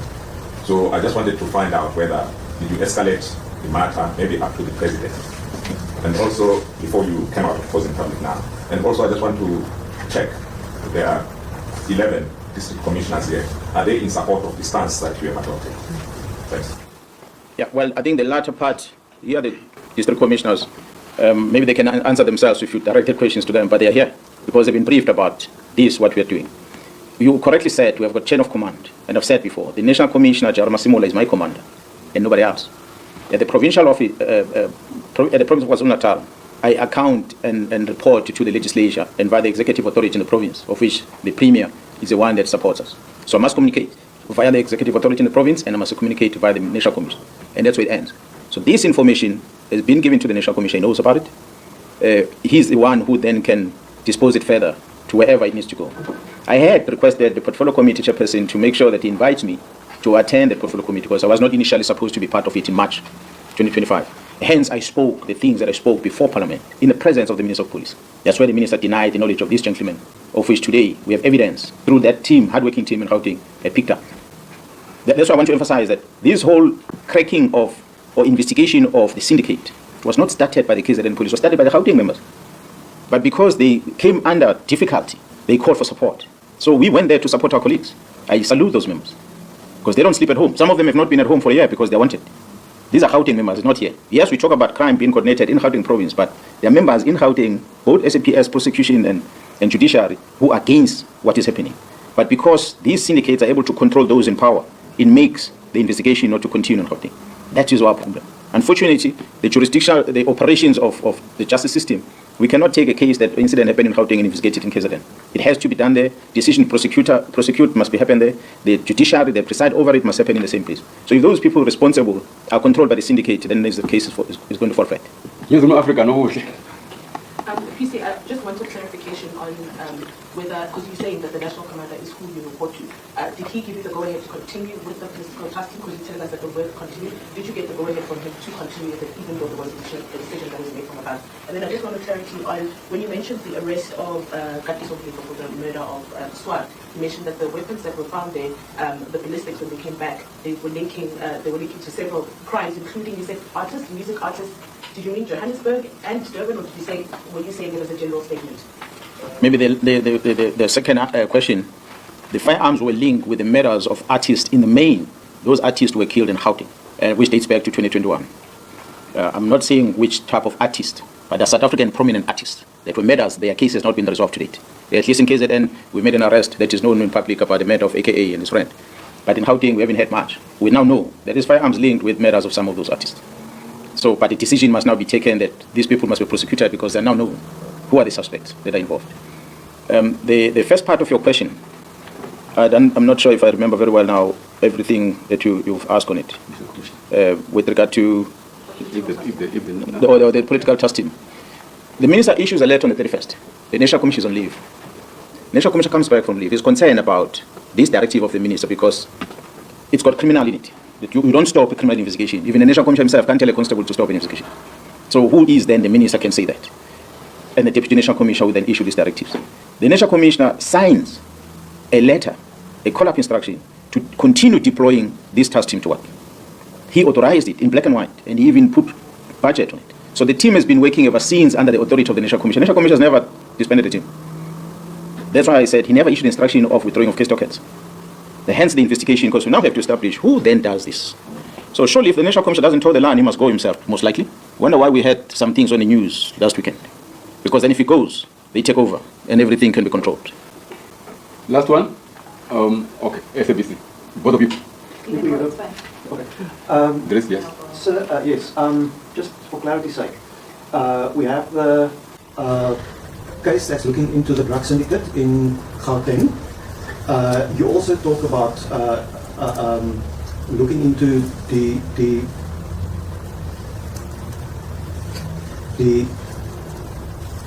defeating the ends of justice. Now, when we talk about that, where was the case registered? Which unit is carrying that docket? I said we are busy discussing this with the prosecution. We are putting this evidence together. We have not registered a case yet because we still needed to get some clarity from people who are part of this investigation. We have issued it, whether they issue instruction, where does the instruction come from, and so forth. We understand this to be a task of the Interministerial Committee. Then we'll expect the ministers of these departments to also assist us to tell us whether, as the committee, did they issue this instruction that authorize the disbandment of the team, and so forth. So once we compile all those things and then the prosecutors are happy with it, then we'll register the docket and then we can be able to take it to court and be able to hear what could have been the reasons behind. Nipo, last one. Nhlanhla Mkhwanazi from SAPS. Just a couple of questions, PC. You mentioned that Brown report from the Northwest. Does he enjoy the support of the Minister of Police? And you keep on mentioning the Minister of Police in all your investigations. Are you insinuating that the Minister is involved or is linked in criminal elements that you have been mentioning? And then... Maybe ask one by one so I don't keep on forgetting. This one? No. Let me answer this one. Then she can ask another one. The Minister of Police, through the communication that we received, first, he writes a letter, he disbands the team. In the same letter, he stops the filling of vacancies. We are 7 months down the line without a command of crime intelligence. We don't know the reason. We've asked the National Commission to explain to us why is this. He says the minister gave the instruction. So we don't know what is the intention. And we, in Parliament, even say that we don't know what informs the minister to say disband the team because the team's work speaks for itself. Is there? I mean, on frequent basis, the previous ministers were briefing the nation about what the team is doing. This new current administration has not done that. Now suddenly we see the letter that says the team is disbanded. We don't know the reason. Fortunately for the investigation happening in Gauteng under the leadership of the project manager, which is Shadrack Sibiya, and evidence is retrieved from one of the criminal syndicates, which makes it clear that there's a communication between the minister and these people. The very same minister goes on record on a teleconversation he's having with someone else, where he says, I know this is my comrade. Whereas he has said in Parliament he does not know the person. We see on the records communication of this Brown Mkhwanazi together with an accused. The communication that involves police things amongst them is to deal with Mkhwanazi and Kumalo. Amongst them is to expeditiously applying disciplinary regulations of the South African police deal with Mkhwanazi. That's why there's a call in public from a person that I will not necessarily mention his name, that the National Commission must bypass the disciplinary regulations of the service, must simply suspend these people because they are arrested. Why is that call? It's a call that is putting more pressure to make sure that the crime intelligence is handed over to the criminal syndicates. That's what it's about. So the people make calls and they disregard that which is a rule in the organization. You commit a misconduct, produce a report as an arresting authority to the executive authority or to the leader of that institution and say, this person was arrested for A to Z. And what comes after next is an internal investigation, must happen, to establish whether do we keep this person in that environment or not. If we keep this person, will it not interfere with the investigation or not? But those powers are taken away from the National Commission, who's supposed to do that by the court, by magistrate, who says you must not go there. So automatically it means the court have now taken the role of the National Commission dealing with the disciplinary matter by suspending people. The National Commission is confused now. What does this court mean? That's why today the National Commission has not appointed anyone. Which means the whole week has gone by. This kind of suffering, there's no head of crime intelligence. Because court decided, not the court, maybe let me rephrase, one presiding officer decided that these people cannot go and work there. So that almost suspended the entire disciplinary regulations of the police, which is a concern. Not to say people did not commit misconduct. They would have been arrested if they committed misconduct. But allow the internal process to happen. But they're not doing that. They are on the media are taking. Another question. Obviously, with all this work that you have been doing, arresting criminals and trying to dismantle this drug cartel or criminal syndicates, do you believe that all these investigations against you, they were purposefully targeting you so that you can be removed or eliminated from these investigations? And do you believe that your safety is in jeopardy after this revelation? Yeah, well, the safety of South Africans is in jeopardy. At least Mkhwanazi still has a firearm. He still has a men and women that he works with. He can still somehow protect himself. There are men and women out there that are vulnerable. They've got no one to protect. So we can't be worried about our own safety. We must worry about the safety of the citizens. So ours is to go out there and lay our life to protect them. That is my only concern right now. Not about my safety. You know, everyone shall die. The time will come. If it comes, it comes. But if an enemy comes to you, attack the enemy. Don't allow the enemy to take advantage. You can't just lie with your arms in your hands like that. You have to fight. So that's what we are doing now in KZN, and we shall fight. And this fight is very big. So it needs people who are committed. People who are not worried. No, they're going to chase you. They're going to arrest you. Get out of that prison and fight. They're going to suspend. They're going to dismiss you. They can get you out of the police. When you're out of the police, join men and women in the private sector that are dedicated in dealing with this criminality and fight from outside. That's why we're calling on them to also join us to fight. That is not going to stop. So I'm not worried about my safety in as far as these investigations are concerned. I said I must ask one question at a time. What is the other one that was prefacing? Thank you so much, because you forgot as well. All right, while we wait for that full presentation that was just given by the KwaZulu-Natal Police Commissioner General Nhlanhla Mkhwanazi, explosive allegations that he's making in that press briefing against the Police Minister Senzo Mchunu, as well as the Deputy National Police Commissioner for Crime Detection, General Shadrack Sibiya, dropping serious allegations against the minister regarding the disbandment of the Political Killings Unit. He is saying that the work of that particular unit had spoken for itself, but there seems to have been a move to disband this unit, talking about dockets that are rotting in the office of, amongst others, General Shadrack Sibiya. He talks about the Minister of Police having communication with syndicates. This explosive material, he says, they have evidence of, listing some of those details. This is according to, of course, the police commissioner in KwaZulu-Natal, Nhlanhla Mkhwanazi. He talks about the minister having communication with syndicates, a certain Mr. Brian or Brown Mkhotsi having communications with the police about dealing with Khumalo as well as Mkhwanazi. You would know, of course, this past week we did have one of the senior officers in crime intelligence, Khumalo, appearing in court amongst other colleagues, and it seems there seems to be an element of some miscommunication, or there seems to be some bad blood which is currently within the South African Police Service, from what we're saying. Mkhwanazi also speaks about known firearms being linked to the killings of celebrities, artists here in Gauteng. He also speaks about the manipulation of the vetting process when it comes to crime intelligence. And he also spoke about the Minister of Police organizing and wanting to create peace between himself, this is Mkhwanazi, and the Deputy National Commissioner for Crime Intelligence, General Shadrack Sibiya. And just to quote, we heard Mkhwanazi say that meeting took place, but there can never be peace between a criminal and a police officer. Now, this suggestion seems to be made towards General Shadrack Sibiya, who joins me on the line now. General Shadrack Sibiya, thank you very much indeed for your time.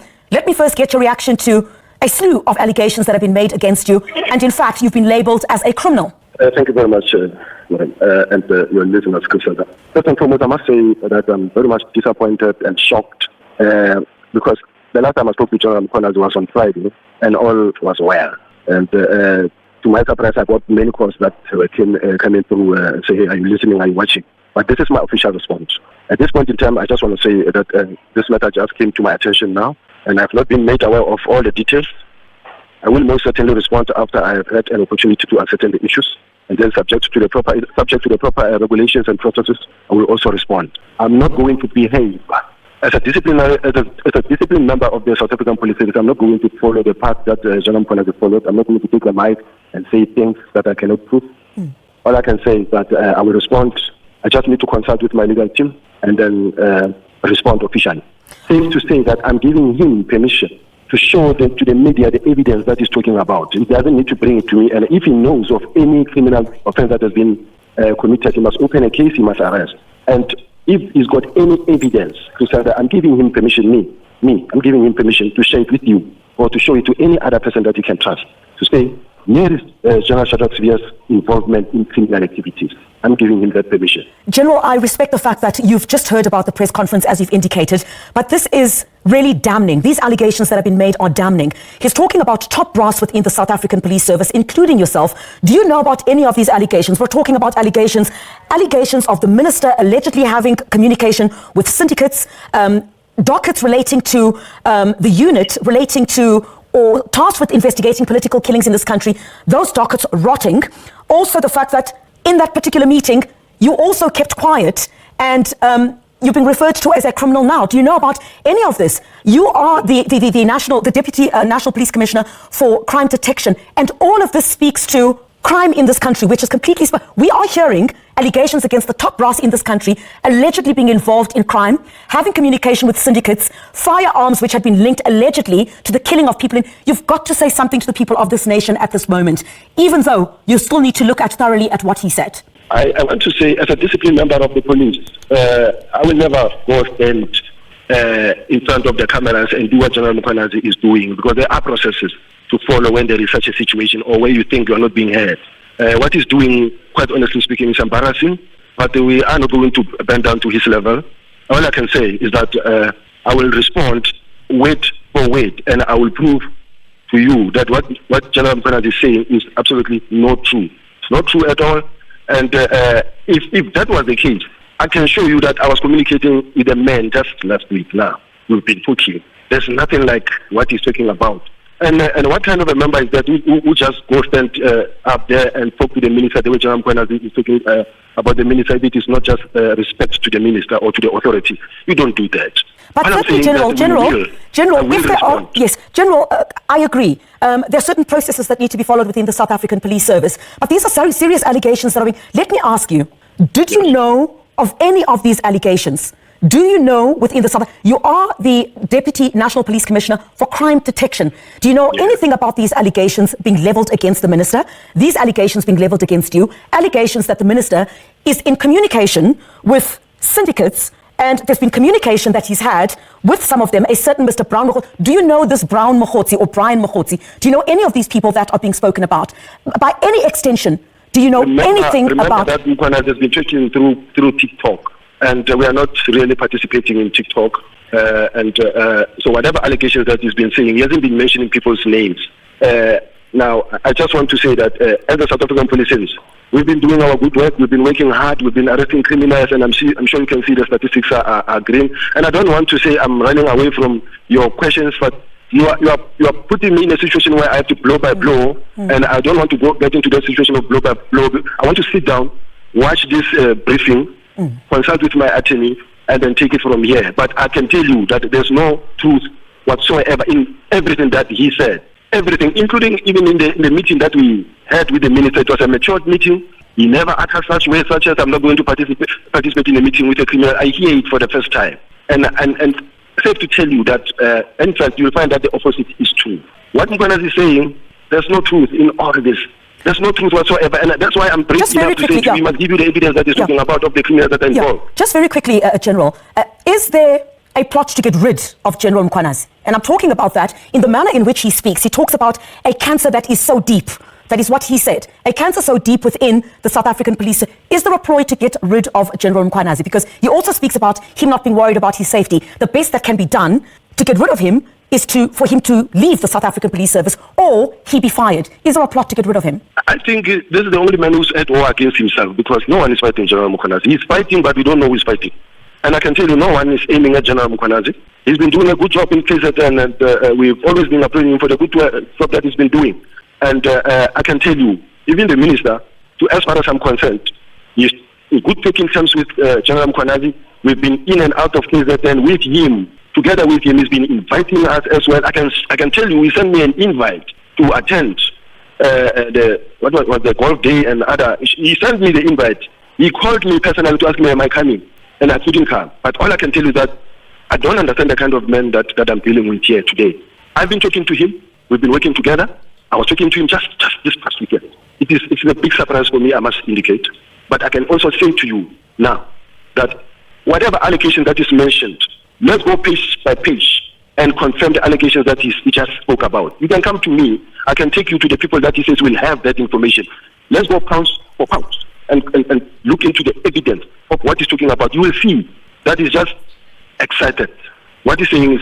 He sounds like, General, he sounds like a very aggrieved man. Before I let you go, are you a criminal? He's referred to you. He said in that meeting that the police minister had organized at his premises, you didn't say anything in that meeting, and he basically said there can basically be no peace between a police officer and a criminal. That seems to have been suggested that you a criminal? No, Cressida, I'm 37 years in this field. I've been doing this job, and many people, all the provinces know me. I've done my job throughout the country. I've served the people of South Africa, and there are big cases that I can point you out, including the AKA that he's talking about. I'm the one who was pushing it. He's talking about the AKA. I'm the one. He didn't want to arrest. I'm the one who arrested, who pushed for the arrest of AKA. So, and I can show you and I can prove to you about my involvement in the AKA matter. So I can tell you now, and I'm telling South Africa now, I am the one who was pushing for the arrest of AKA, not Mkhwanazi. That's what you must know.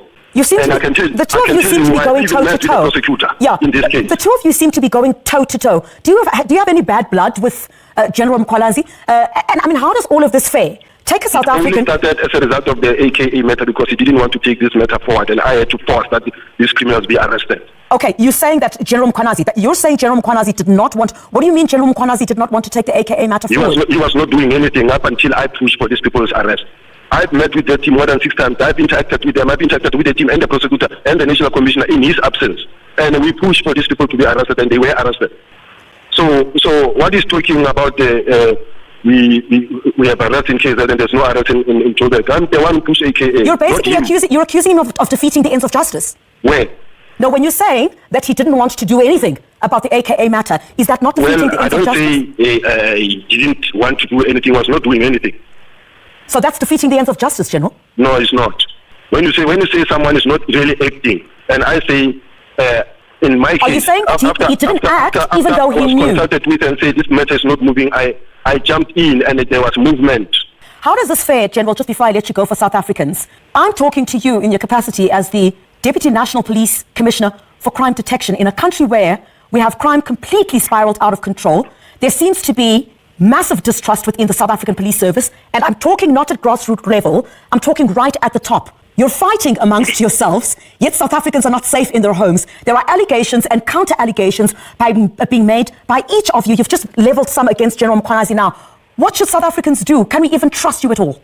Look, Crisenda, like I did initially when we started this conversation, yes. I tried to keep this thing very short. Yes. But you left me with no choice because you prompted me in such a way that if I don't respond, it also gives an impression to South Africans that it looks like I'm running away from answering certain questions. But at the same time, we're trying to behave professionally and be professional about this whole thing in such a way that we are going to be able to remain mature and above his IQ level. So now, I'm just trying to say to you, I want to respond officially, professionally, and without showing emotions. And my wish is that you could just respect that space where I could just respond in a professional way, and then I will respond to each and every allegation that he made. I didn't know that when he indicated that he will be having a press conference, he was saying that I'm the one who is his target here together with the minister. But I can tell you that none of those allegations that he's talking that is true. And in fact, I wish you follow up on all these things. You can come to my office anytime. We'll go through each and every allegation that we made, and then we'll go to the deeper levels of it, and then we'll respond to the nation. Just very quickly, General, I really do appreciate you taking time. I know that you've just heard about this. Just very quickly, that meeting that Mkhwanazi speaks about, did it take place between yourself, him, and the police minister? Did it happen? Yes. It did happen. All right, yes. So you've confirmed. It did happen, but what he's saying, that he said the minister is not going to participate in a meeting with a criminal. There's nothing like that, absolutely nothing like that. And be that as it may, let me tell you, this issue of the disbandment of the political killing has got nothing to do with me. All these decisions that we're taking, I don't know why he blames it on me. And what made Mkhwanazi angry, more angry, is the arrest of Khumalo. I'm not involved. I'm not the one arresting Khumalo or who arrested Khumalo. I'm not the one who made allegations against Khumalo. I never made any statement against Khumalo. I was never interviewed in this thing. It is purely an IDEC matter. It has got nothing to do with me. But he's so angry and so disturbed. That is why he's defying the minister even about the disbandment of this political killing team. I mean, the people are still there, and he's saying it to you now that he said it's not going to disband. What kind of a discipline officer does that? Who would disrespect the minister in the open like that? And I'm telling you now that those political killing cases, not all of them are political killing cases. More than 400 million has been spent in these cases to investigate what exactly, because these cases can be investigated by all these teams that have been put in place to deal with these matters. I am not the one who influenced the minister. I never had a meeting with the minister to disband this political killing team at all. And I don't control the minister in terms of advertising a position or filling out a position. If the minister in his prerogative decided that, no, let us hold all the appointments for now. It happens all the time everywhere. Why is he getting so angry from his little corner where he's sitting? He must just concentrate on his work and do his work. Stop questioning the minister. His work is cut out in KZN. He must just focus and do what other provincial commissioners are doing. He must stop really trying to run after the minister and challenging the minister's decision. And as if, like, I don't know, maybe he should be the minister of police. Yeah.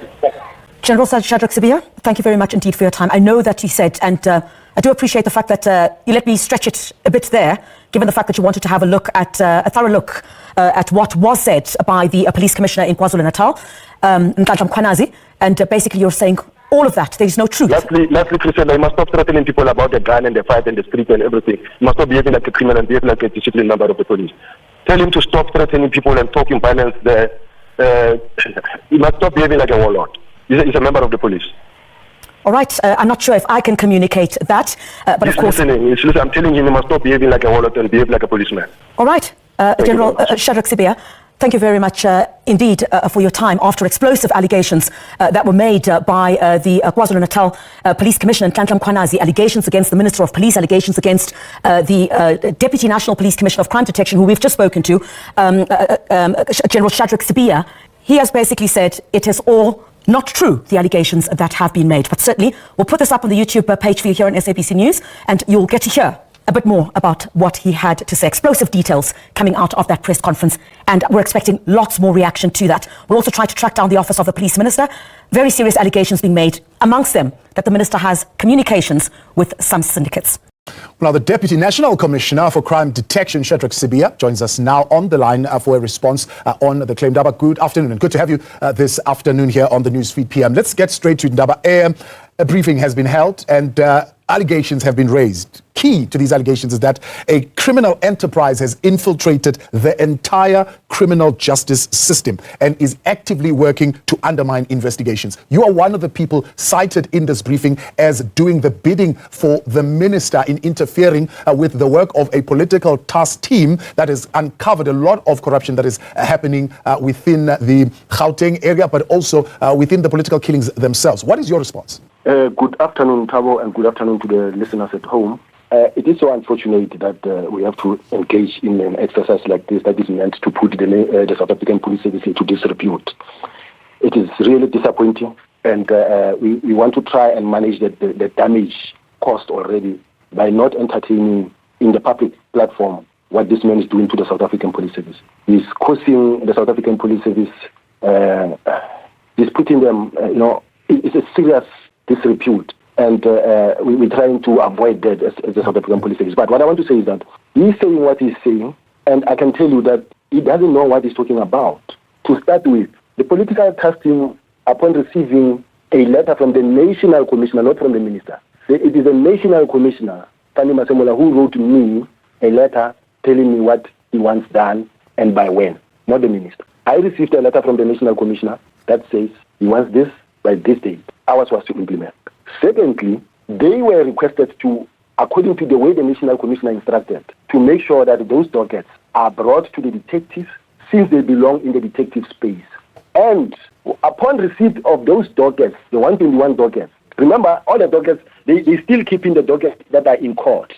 But the many dockets that are not actually even political killing task team that belong in that space are the dockets that must be investigated by normal detectives within murder and robbery. Right. Those dockets were brought in.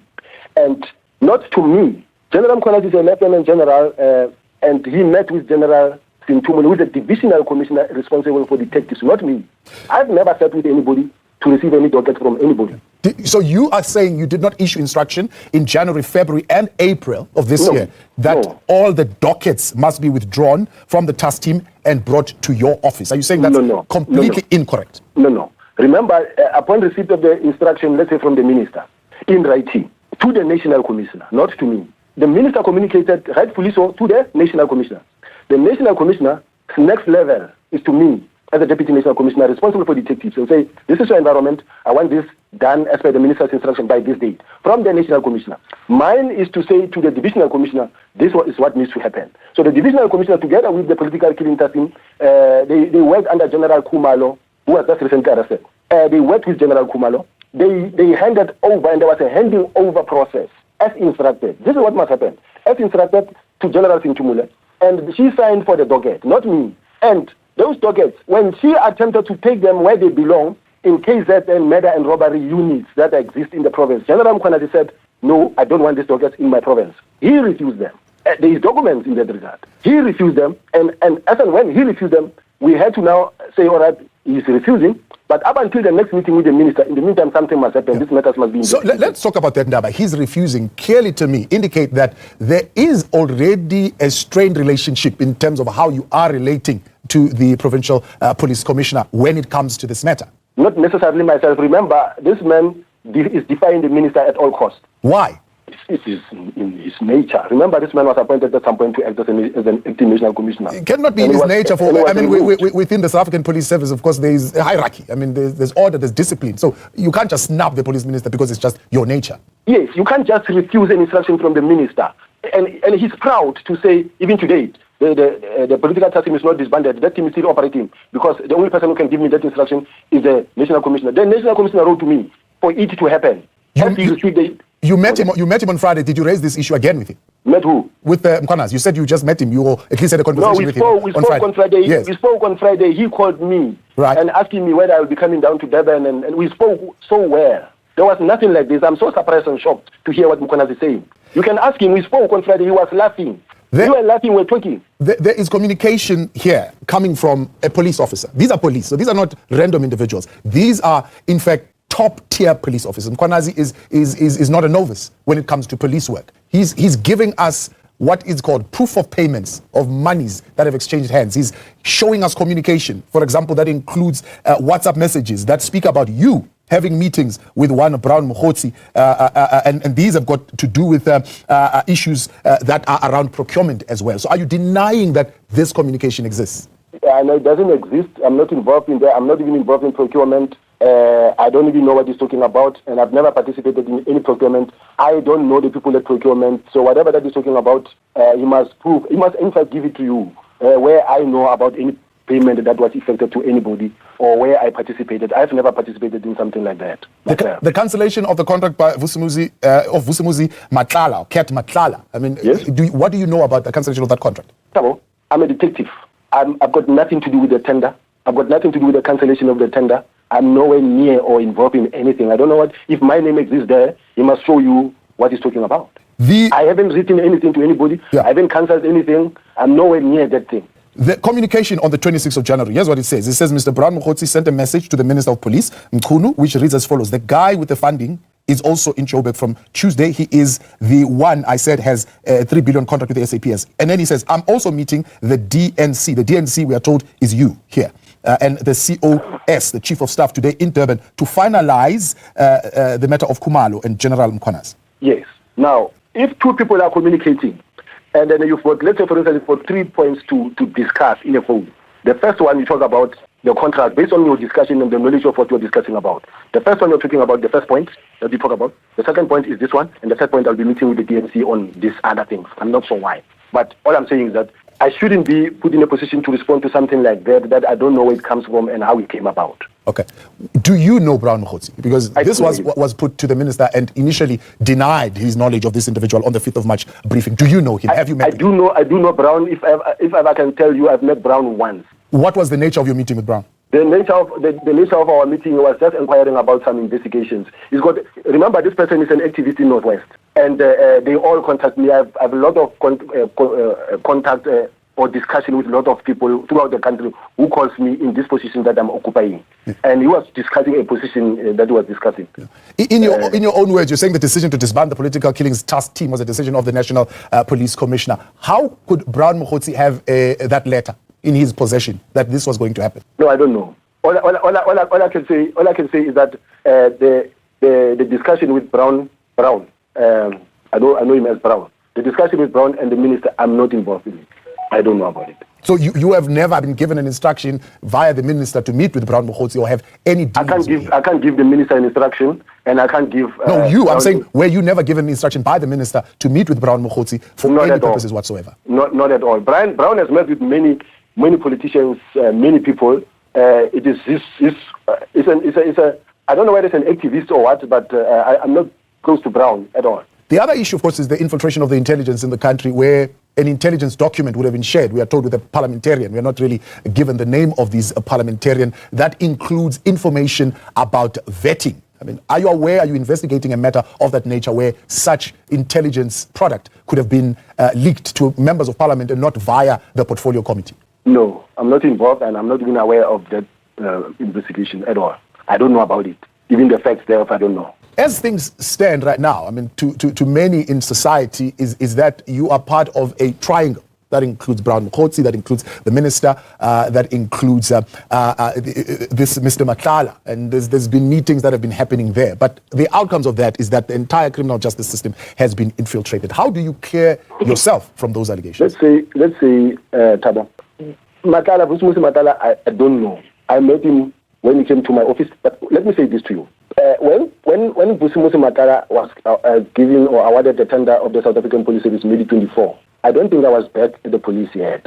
I found it there. And the people of supply chain, and I'm also not sure whether it is during the National Commissioner, this National Commissioner last time, but personally, as you know, my role is detectives alone. And when I came in, I was not even a DMC, I was a Major General responsible for organized crime alone. Up until I was then promoted, I don't know at what point did this man get this tender for May 24. I'm not sure. But I can also tell you that the reason why he came here to come to my office, I was acting as a National Commissioner in December. He says, I've been given a letter by Public Works to occupy the hospital building at the college since I'm the one providing health services to the department. But I'm being prevented from occupying that building. And now I'm here to understand why can't I occupy that building since I have the letter to occupy that building from those that are responsible to allocate such buildings, which is Public Works. Right. Then he then said, yes, he came with a lawyer. And they left correspondence that I had to take to the National Commissioner. I said to them, let us wait for the National Commissioner. And then I'll take it up with him. Because I was just 18. When the National Commissioner came, I went and discussed with him. And the National Commissioner said, Public Works is not going to tell us who to give the building to or who to allocate the building to, because we are in charge and this is our building, the police. And I also conveyed the same message that side. So remember that I'm just a detective, but at that point in time I was the acting National Commissioner. All right. And that is why these are the things that happens when you are in a position, especially acting in an acting capacity. You can't avoid it. So let's talk about the detective work then. We mentioned a little bit earlier, 121 cases. You're saying these 121 cases don't all account for political killings, and that's correct. But 112 of those dockets are said to be from the team, 54 about the political killings, while 22 about parallel issues, and 15 about ad hoc issues, 16 about the University of Fort Hare, and 5 about the killing of traditional leaders. All these are said to be sitting and gathering dust somewhere at head office, and nothing as far as investigation has been done on them. No, it's not true. Entirely not true. Ask him now where the Fort Hare University method is with the political killing team that he is controlling, and yet is not even in control of it. But these dockets are with political killing testing. They are not with us. Remember, these are dockets that are at court. And something to bring to light here, you must know that the same team that he sent on the political killing, that is investigating at the Fort Hare University, They took money from the first suspect, accused number 1, who is in court in Fort Hare. The accused number 1 deposited money into their account, and the hotels were paid for them. And this is a matter that is being investigated by the DPCI. They must tell you all these things, because they come here and they want to pretend that they are clean. And they took money, and there's evidence in this regard. Money was paid into their account. The clothes were bought for them. So the minister, when he says we have to disband this thing because a task team is an ad hoc thing. These cases, we have established units that must deal with this type of crimes. Now, we have murder and robbery units. When murder is being committed, you don't take it murder and robbery unit to where it belongs. You give it to some people that must run with it on a continuous basis. And yet we have a unit that is now no longer doing the work. Now, the minister said, we have murder and robbery units that must deal with this thing. Let these dockets, all of them, go to the respective units that must investigate them. And that the minister did through the National Commissioner. The National Commissioner is the one who implemented. You see? These general are damning allegations, and they include the minister, they include yourself. We've reached out to the minister. He's not talking at this point. He is going to read this, or at least listen to this briefing. I'm sure get legal advice on it. But it's very clear that as a nation, we need to come to some clarity on what is actually happening in this relationship between the KwaZulu-Natal Provincial Police Commissioner, the minister, and your involvement. It's still muddy. It's what the provincial commissioner has said is what you are denying. And of course, you would also be given an opportunity, I suppose, at some stage to present your evidence as to why we should believe your story. I will do so. Certainly what I ask from all the media teams is to say, can they allow me for the 8 hours to I want to listen to him, put paperwork together to support. Because for an example, he says that there are dockets that are sitting in a safe. I don't have a safe in my office. I've never carried any docket. The docket that he's talking about the drugs and everybody, I don't know who's investigating them. I've never contacted any investigating officer. I've never interrogated or interviewed anybody. I'm not involved. He's talking about the gun. They have a rogue unit they created that they gave two Vianos, or what do you call it, these black kumbis. They went to kidnap a forensic expert at home at night and forced him to open the forensic lab and then to go take the certain files. And they took a firearm that was already tested there, and positively so. There was a positive report that identified that firearm. Instead, they say they took it to KZN again to be retested. But when they get to KZN, they provide a different firearm. Now you understand that we are in a situation, we are in a mess by this so-called task team that is behaving like a rogue unit. Yeah. And now I'm saying to you, I'm not involved in any of those things. All of them, I've never questioned anybody. Even those dockets that are saying that they are not in my office. I don't have dockets in my office. Yeah. You can ask. There's a General Sintumula who is the divisional commissioner, who is the one handling these matters, together with a major general who is in her office. These are the people that are dealing with this case. I'm not investigating the cases. I'm not directing them. But by that assertion, I mean, just listening to you, they're saying there's these things. They've taken money, they were bought clothes, they went and hired a combi, went and abducted somebody illegally from crime intelligence and so on and so forth. That means they were also being investigated. Was there an imminent arrest of the Provincial Police Commissioner? The one is investigated by DPCI, and then the DPCI, they're in consultation with the NPA. The investigation is at an advanced stage, they are aware. And the other one where they went and kidnapped the forensic auditor, the forensic investigator from home to go and open the offices. They seized files, they took the laptop, and then we don't even know what they changed from the laptop. They confiscated a laptop of a forensic expert, and they took it to KZN. Now, that one is being investigated by IP. There are 4 cases that I know are being investigated by IP against the same team. Now, I can tell you that this is just a private force, a rogue unit that is existing, that is there. They've been running around trying to obtain a warrant of arrest because they're trying to push me out of the system, but because there's nothing that I'm doing wrong. That's why they are not able to get a warrant. Lieutenant General, I'll ask again, was there an imminent arrest of the KZN Provincial Commissioner? I don't know about it, but you can see that he's reacting to something and he's trying to divert attention from something. His approach and his reaction is worrying. Because I was talking to the man on Friday, why all of a sudden Saturday a man calls a press conference and we want to know what is going to happen. The man comes here wearing task force uniform with people carrying guns. This is drama that the police don't need. You're putting the name of the police into disrepute. It's so unnecessary. There's procedures to deal with this thing. There's a national commissioner who must actually deal with this situation. There's also the minister, not to go stand in front of the cameras and then this is an indirect threat. It can't be allowed to go on like that. This behavior... What do you mean by an indirect threat? Why do you need people carrying rifles there and wearing camouflage uniform? It's no longer in task force. He's a provincial commissioner. Why is he wearing that task force uniform? Are you saying that the Provincial Police Commissioner has gone rogue? Well, I don't want to say that myself. But I can tell you for sure that that kind of behavior is unacceptable and it's uncalled for. It was not necessary. In fact, it should work against him. The National Commissioner needs to come out here clean and then query that kind of behavior. It's uncalled for, it's unnecessary, it's lack of discipline. You can't go out there wearing camouflage uniform, having people surrounding you with guns. What are those people doing there? They're supposed to be working, fighting crime there. And if they belong to the task force and they are there, then I don't know what is the task force doing. It's not their mandate to go stand there behind him while he is addressing the media carrying rifles. It's wrong. Suppose you are not the National Police Commissioner, you are the Deputy National Police Commissioner. Is General Mkhwanazi still fit for purpose in your assessment? No, after what I heard today, I don't know what to think anymore, because I know South Africans, they are excited that he's killing people down there and they are just excited. But as far as I'm concerned, the man has been doing a good job in KZN. I'm just worried that why would the man all of a sudden just turn against the police and then just go like that against the minister and talking things on TV. Why can't he do those things internally? Now we are the talk of the town. The whole country is buzzing because of what he said. Twitter, media, everybody wants to talk to me. I'm forced to respond to things that I shouldn't be responding to. And if you don't respond again, it's like now, Mkhwanazi is okay. He's got data, he's pointing out why are they not responding.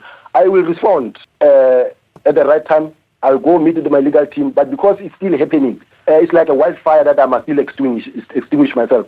But I can tell you, this was just carefully planned by certain people sitting in a corner, and he's part of the conspirators. Shadrack Sibiya, we appreciate your time. That's the National Deputy Commissioner, Crime Detection, Shadrack Sibiya, mentioned in that briefing earlier on by the KwaZulu-Natal Provincial Police Commissioner as having been doing the bidding for the minister. That would have led to the disbandment of the Political Killings Task Team, saying he would have been the one who issued the instruction that 120 dockets be brought to his office. He says those dockets are not in his office, and he's, of course, still going to respond legally to these matters. More news. A gentleman sent me a message. Mr. Brown sent me a WhatsApp message. And he said on the message, I can show you the message, because I have it with me.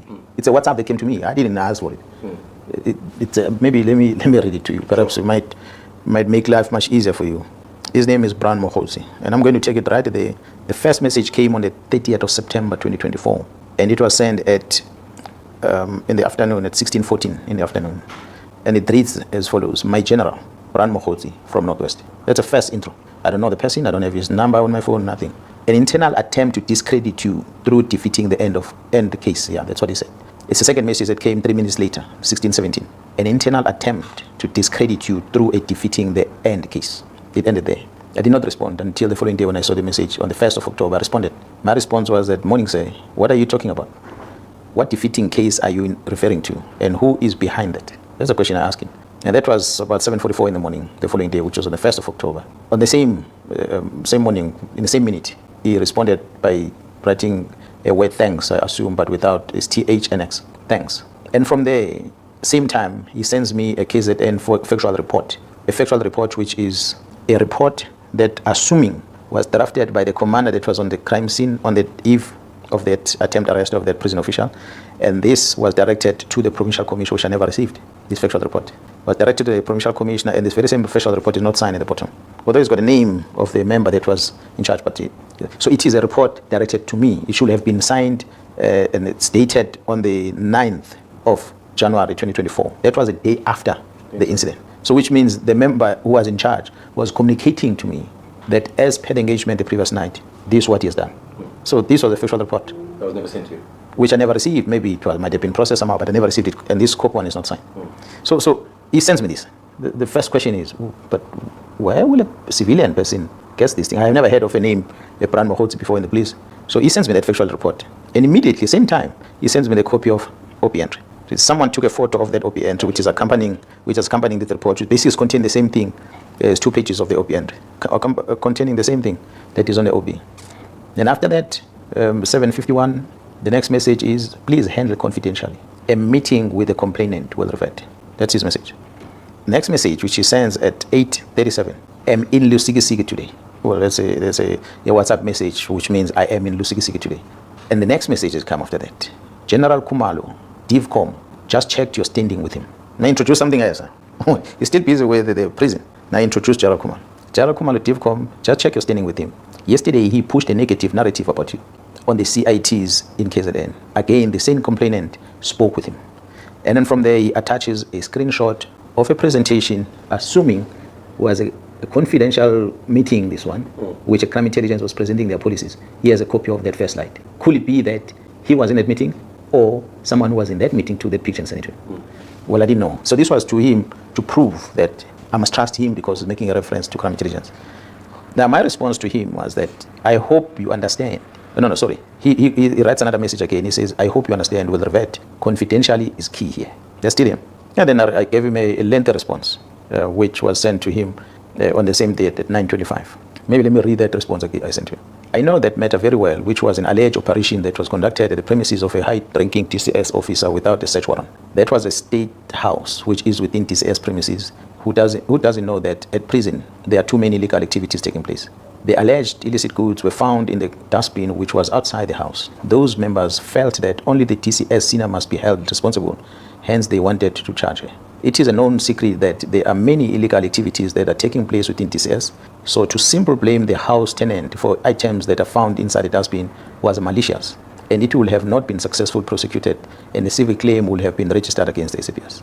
The minister will learn the truth one day about the items which have been about that team which have been complaining that I have made them conduct crime-fighting operations which are outside their mandate. Although when they want to, they do such duties. For example, this one, which was carried out without following legal process, and let alone informing either myself nor the district commissioner. That was my response first. And then the second response about the DIVCOM, I asked him, what did he say about me when I was talking about Jaro Kumar? And then he responded on my first message. He says, the minister is briefed. He has just arrived in Lusikisiki. General, this must be in your chest. The next message. And well, I responded to him, I said, trust me on this one. And he responded again, you are having your interest, and that maybe you are having your own cartel. You don't listen to CI. Then Masimula intercepted him, meaning Masimula was in a meeting when Kumar was uttering these words, and Masimula intercepted him. And also spoke about your provincial CI. Remember, he is retiring next month. And I responded, I said, please get me that presentation if there is one to confirm, otherwise if there is any recording. That's me asking him. And his response was that nothing. General Khan will brief you next week. So introduce now General Khan. General Khan will brief you next week. And I said, sure. And then he sent me another message back in Johannesburg. He tried to call me on the 2nd, there's a missed call. And then on the 4th, this is October, sent me another message, good day General, met with the complainant. And he tried to call me, I didn't answer. On the 16th, he called me, he sent me a message again, he said, good day General, and he sent another one, he deleted it. On the 30th of October, he called again for 42 seconds, and I didn't answer his call. So I never spoken to him again. He has never sent me any message again. So it was then where I wanted to verify whether this so-called Brown Mokoti, who then alleges that he was a Lusikisiki and the minister is aware of these allegations that he's talking about, because I did ask him specifically about this, what he's saying. Where exactly where he mentioned the minister. Oh yeah, that was at 9:28. The minister is briefed. He has just arrived in Lusikisiki. Now I knew on that day there was that massacre. And the minister was visiting there at Lusikisiki. That's when I called the chief of staff to try and establish the identity of this person. I said, chief of staff, do you know this person? That's when the chief of staff confirmed to me that yes, he knows him, that he's close to the minister. So when I went to Parliament, I put it from there. I told parliamentarians, I said, the person who introduced anything about the prison was a person who's outside this police. And his name is so-and-so. And this is what he claims to be close to the minister. When I phoned the chief of staff to verify his identity, the chief of staff confirmed that, yes, indeed, the guy is close to the minister. But he's not working for the minister. He's maybe a politician or somewhere from Northwest. So, but how will a person who's outside the department have in his position information from the police, a report as well as a copy of the OP? How does he get hold of it? And then he make reference to him in Lusikisiki with the minister, and the minister has been briefed, and he make a reference of General Khan, who is going to brief me about more information. So it was just strange, but I never wanted to get involved with it. I concluded that perhaps this whole thing is coming up as a result of my acceptance of an appointment to be a presiding officer of a matter against General Khan. And I believe at the time, because the lawyers were sending me emails and the likes, I started believing that, so someone perhaps wants me to back off from the case, and I will not back off from the case, because I accepted that I'm going to preside over that. There must be fairness on both sides. What is the interest of the employer and what is the interest of the employee? That's why I went for that hearing. And the matter set, and I felt that I dealt with it fairly. And I cleared General Khan on all those charges that they were leveling against him. And instead, which was strange, that the charges that leveled against General Khan, never mind the media issues that came up, but prior to that, but the charges that were leveled against him were coming from the recommendation from the IP. It is IP that initiated it. that he must be charged, and together with the others from DPCI. But those at DPCI, investigation was done and they were not subjected to disciplinary hearing. But Khan was. And I sat there and I listened to the matter and I cleared him. So when I cleared him, suddenly, after that, IP started their investigation. That's what became strange as to, but okay, IP, you are now starting with the investigation. Could it be that my finding against Khan did not favor you? Or what is the reason?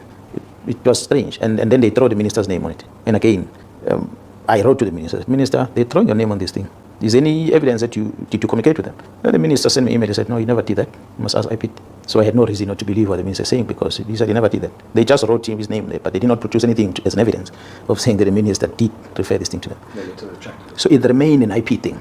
So where the IP is going with it, there was a media statement of saying, no, it didn't come from the minister, it was a whistleblower or an anonymous complaint. And I'm thinking, how do you have an anonymous complaint on a matter that is in a public place for 2 months? Even went to the portfolio committee. We ventilated on this in the portfolio committee. Suddenly you're investigating a tip-off about that. The very same thing. The same thing that Mr. Nhlanhla Mkhwanazi has it on his phone in September last year. And you IP are getting it now anonymously. So for me, I just felt, you know what, let them investigate whatever they're investigating. So you hear what I'm talking about. I never mentioned General Sibiya, not once. The whole thing about the correctional service, it started there, introduced to me by a person who claimed to be close to the minister. The only person he mentions in the report is General Khan. And I go for the hearing, and the outcome of the hearing favors General, very same General Khan. And next thing, the IP, who the one that made the recommendation about charging Khan, they are now suddenly investigating this one. So for me, my suspicion on all these things about correctional service is that somebody within IP wanted Khan gone. By all means, they wanted to get rid of him from the organization. And not only him, and the others that were recommended. But they were not successful, because we did not just go in a disciplinary hearing with our eyes blind. We tested evidence. And as a police officer, it pained me to see that the person who saved the organization's image, General Khan, in 2021, is the one who has been subjected to a case like that. And it was just not fair. I cleared him, because evidence was presented there. We couldn't justify that Khan had done anything wrong. Instead, he is the one who should be giving a medal for what he did, because he saved the organization's image on the day. But it will appear that within IP, whoever people that made the recommendation for him to be charged, they're upset about the decision. I feel the whole investigation didn't come from there. I don't think it initiated by anyone. If you are saying Shadrack Sibiya had something to do with whoever is spreading the rumor, I don't believe that Shadrack Sibiya had anything to do with it. Not at all. I feel it comes from that institution who wanted Khan gone, because they couldn't get him out. Now they're turning their focus on me. Well, I'll take it. They can try whatever they will come up with. So if they will do this investigation, they can launch any other investigation that they want to. They've got a constitutional right to do that. I can't stop them. But the truth will always come up. So I'm not puzzled. I'm not afraid of anything. If they decide that they are going to launch an investigation, and they're welcome to do that for any other person. Of late, I heard that is also. My name is mentioned on a kidnapping of that person from Watu who was kidnapped and was suspected to arrested. They say, no, I was part of that whole investigation that I'm told it ran all the way. I know the team went following up this, and it was DPCI team, not even under the provincial commissioner. But they went to Gauteng, went to Mpumalanga province, and eventually it looks like this other policeman who was alleged to be suspect was caught in Mozambique and brought back into South Africa. Really, the whole issue about the case was handled by DPCI. Until those people were released, was DPCI. You know, DPCI don't necessarily report to the provincial commissioner. They work independently. So at what stage then do I become part of that? So obviously, if someone feels that they need to target me for whatever reason, I can't stop them. They can do that. But if we're to say all these are happening because of Shadrack Sibiya, I'll say then no, that's not true. It cannot be. But if maybe there is a worry about, as you are saying, a worry about the other case that is in Johannesburg, that the team from the province political task team is assisting detective in Gauteng with that investigation. If the general feels that perhaps that investigation is directed at him, I wouldn't know. I don't necessarily know the details about every investigation that happens. Some of them I get brief, some of them I don't get brief. I don't follow investigation every single day, but I know that there's some terrible things that happen in Gauteng about other murder cases in Gauteng that seems to have been squashed somehow, that this team is picking up. That seems to be an issue, which is for me the interesting one that is coming up. So obviously there will be many people involved. That's why I said senior officers are involved. And I know for a fact that the senior officer from the brigadier, so there is a brigadier involved. General, with that said, and you've been privy not necessarily to who's implicated, but of the investigation the political task team are doing, are you not painting a target on your back with making the statements about those certain investigations of people at national? Do you feel that it's your obligation, your duty as a high-ranking SAPS officer to look into those matters, or to have those matters dealt with? Look, let me explain again. Where does it come from that Mkhwanazi starts speaking about people who are uncomfortable about the work that is done by the team from KZN? It is simple because there's someone who influenced the minister to write a letter to the National Commissioner to disband a task team that is deployed in KZN. Someone, who the person is, I wouldn't know. But there is someone who felt that if this team is part of this investigation, they most likely are going to see the end of this investigation. The best is to disband this team. So when you disband this team, those investigations they're busy with are going to fall away. It's against that context that I was making a reference to this. That there's someone somewhere who went and whispered to the minister. Because to me, it doesn't make sense that you're going to be told disband this. And this which you are told to disband operates here. And the Constitution of the Republic, under Section 207 of the Constitution, the National Commission is mandated in consultation with the executive in the province to appoint a man or a woman to oversee and manage the policing in that particular province. So in this case, it is me, for now, until the National Commission decides otherwise. It is me. So when I'm here and the investigation that is done by this task team is done in this province, which I must account to the 12 million people, the citizens of this province, I must account. There's so many political parties that have been affected by this violence over time.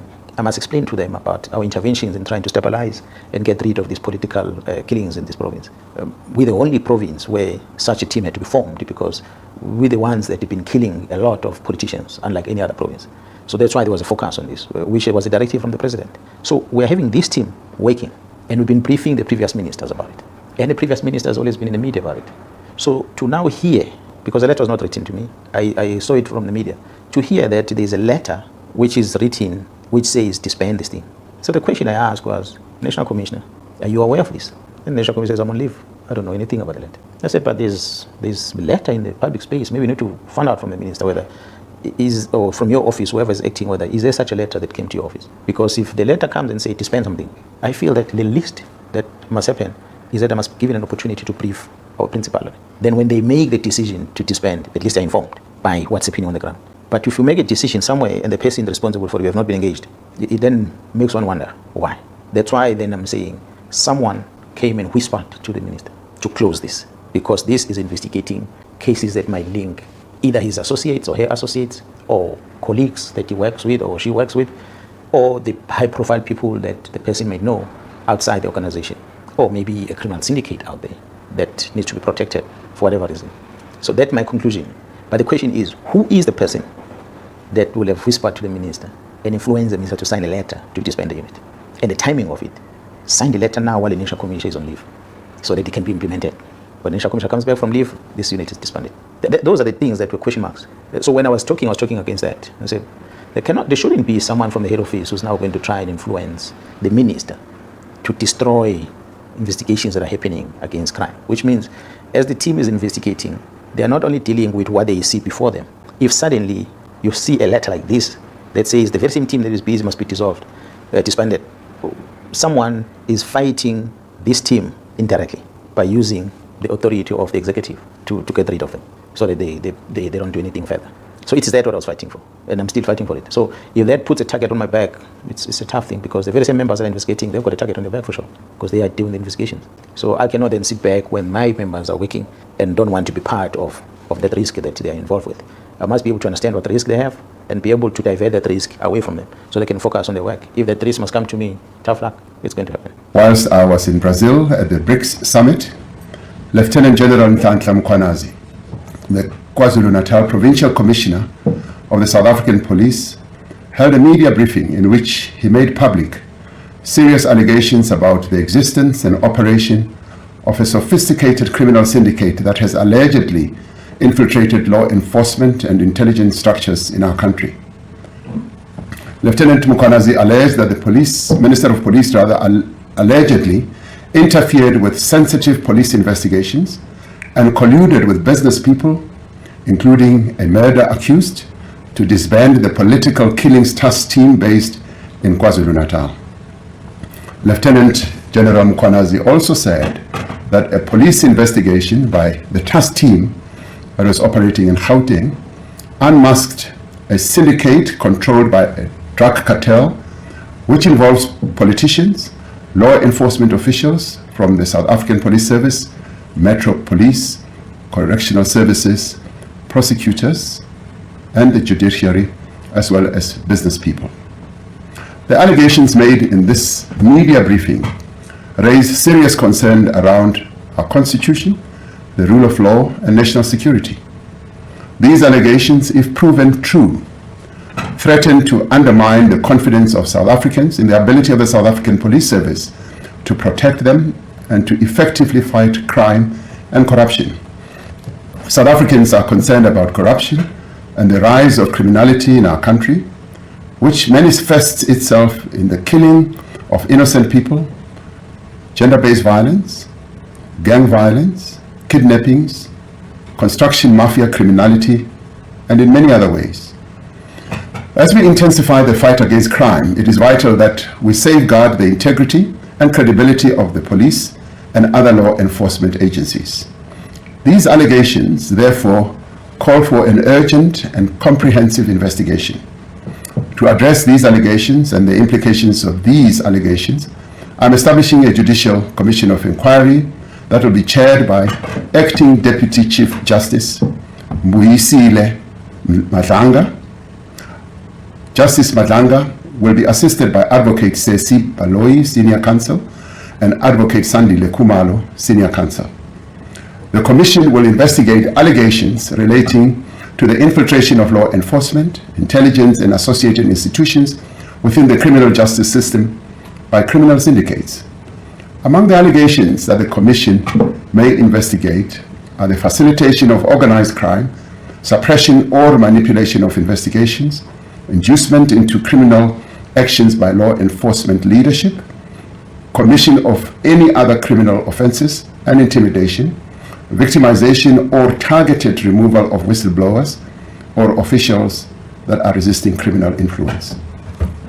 The Commission will investigate the role of current or former senior officials in certain institutions who may have aided or abetted the alleged criminal activity, or failed to act on credible intelligence or internal warnings, or benefited financially or politically from a syndicate's operations. These institutions are the South African Police Service, the National Prosecuting Authority, State Security Agency, the Judiciary and the Magistracy, and the Metropolitan Police Departments of Johannesburg, Ekurhuleni, and Tshwane.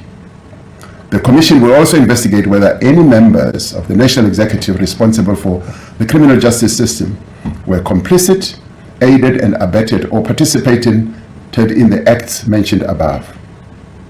The Commission will be asked to report on the effectiveness or failures of oversight mechanisms and the adequacy of current legislation, policies, and institutional arrangements in preventing such infiltration. It will make findings and recommendations for criminal prosecutions, disciplinary actions, and institutional reform. Once established, the Commission shall consider prima facie evidence relating to the involvement of individuals who are currently employed within law enforcement or intelligence agencies. Where appropriate, the Commission must make recommendations on the employment status of such officials currently employed, including whether they should be suspended pending the outcome of further investigations.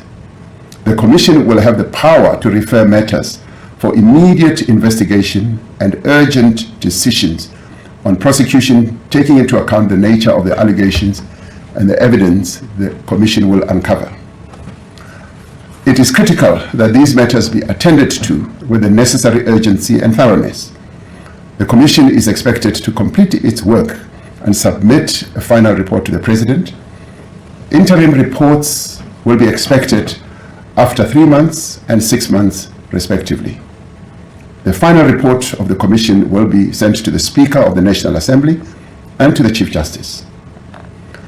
Acting Deputy Chief Justice Madlanga is retiring from the Constitutional Court at the end of July 2025 after years of distinguished service, and will therefore be able to give his full attention and time to the work of this Commission.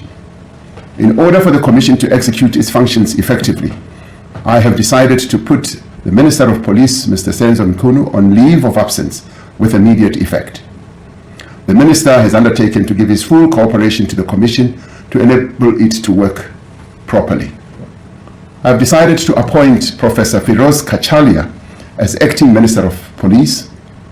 Professor Khatshaliya is currently a Professor of Law at the University of the Witwatersrand and is the Chairperson of the National Anti-Corruption Advisory Council. He previously served as an NEC of Community Safety in Gauteng. I'm appointing Professor Khatshaliya in terms of Section 91(3) subsection C of the Constitution, which empowers the Constitution to select no more than 2 ministers from outside the National Assembly. Professor Khatshaliya will be retiring from his current position at the University of Witwatersrand at the end of July this year. I will, in the interim, appoint an acting minister from within cabinet until Professor Khatshaliya takes up his post at the beginning of August. The interregnum, therefore, will just be just a little over 2 weeks. This commission is being established against the backdrop of significant progress that has been made in rebuilding and strengthening our country's law enforcement agencies and security services.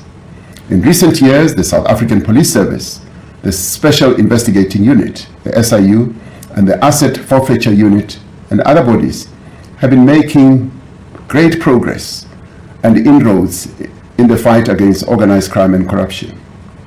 It is essential that we maintain this momentum and that we intensify the work that is currently underway. We will ensure that the South African Police Service and other law enforcement agencies continue to function without hindrance as the Commission undertakes its work. I call on all members of our law enforcement agencies, as well as security services, to remain steadfast in upholding the rule of law of our country and adhering to their code of conduct. I therefore call on all South Africans to support the Commission in the work that it is going to do where appropriate, and to provide any information or assistance the Commission may require. In establishing this Commission of Inquiry, we are affirming our commitment to the rule of law, to transparency, and to accountability. And we are also enhancing the work that is underway to build a South Africa in which all our people are safe and secure. I thank you.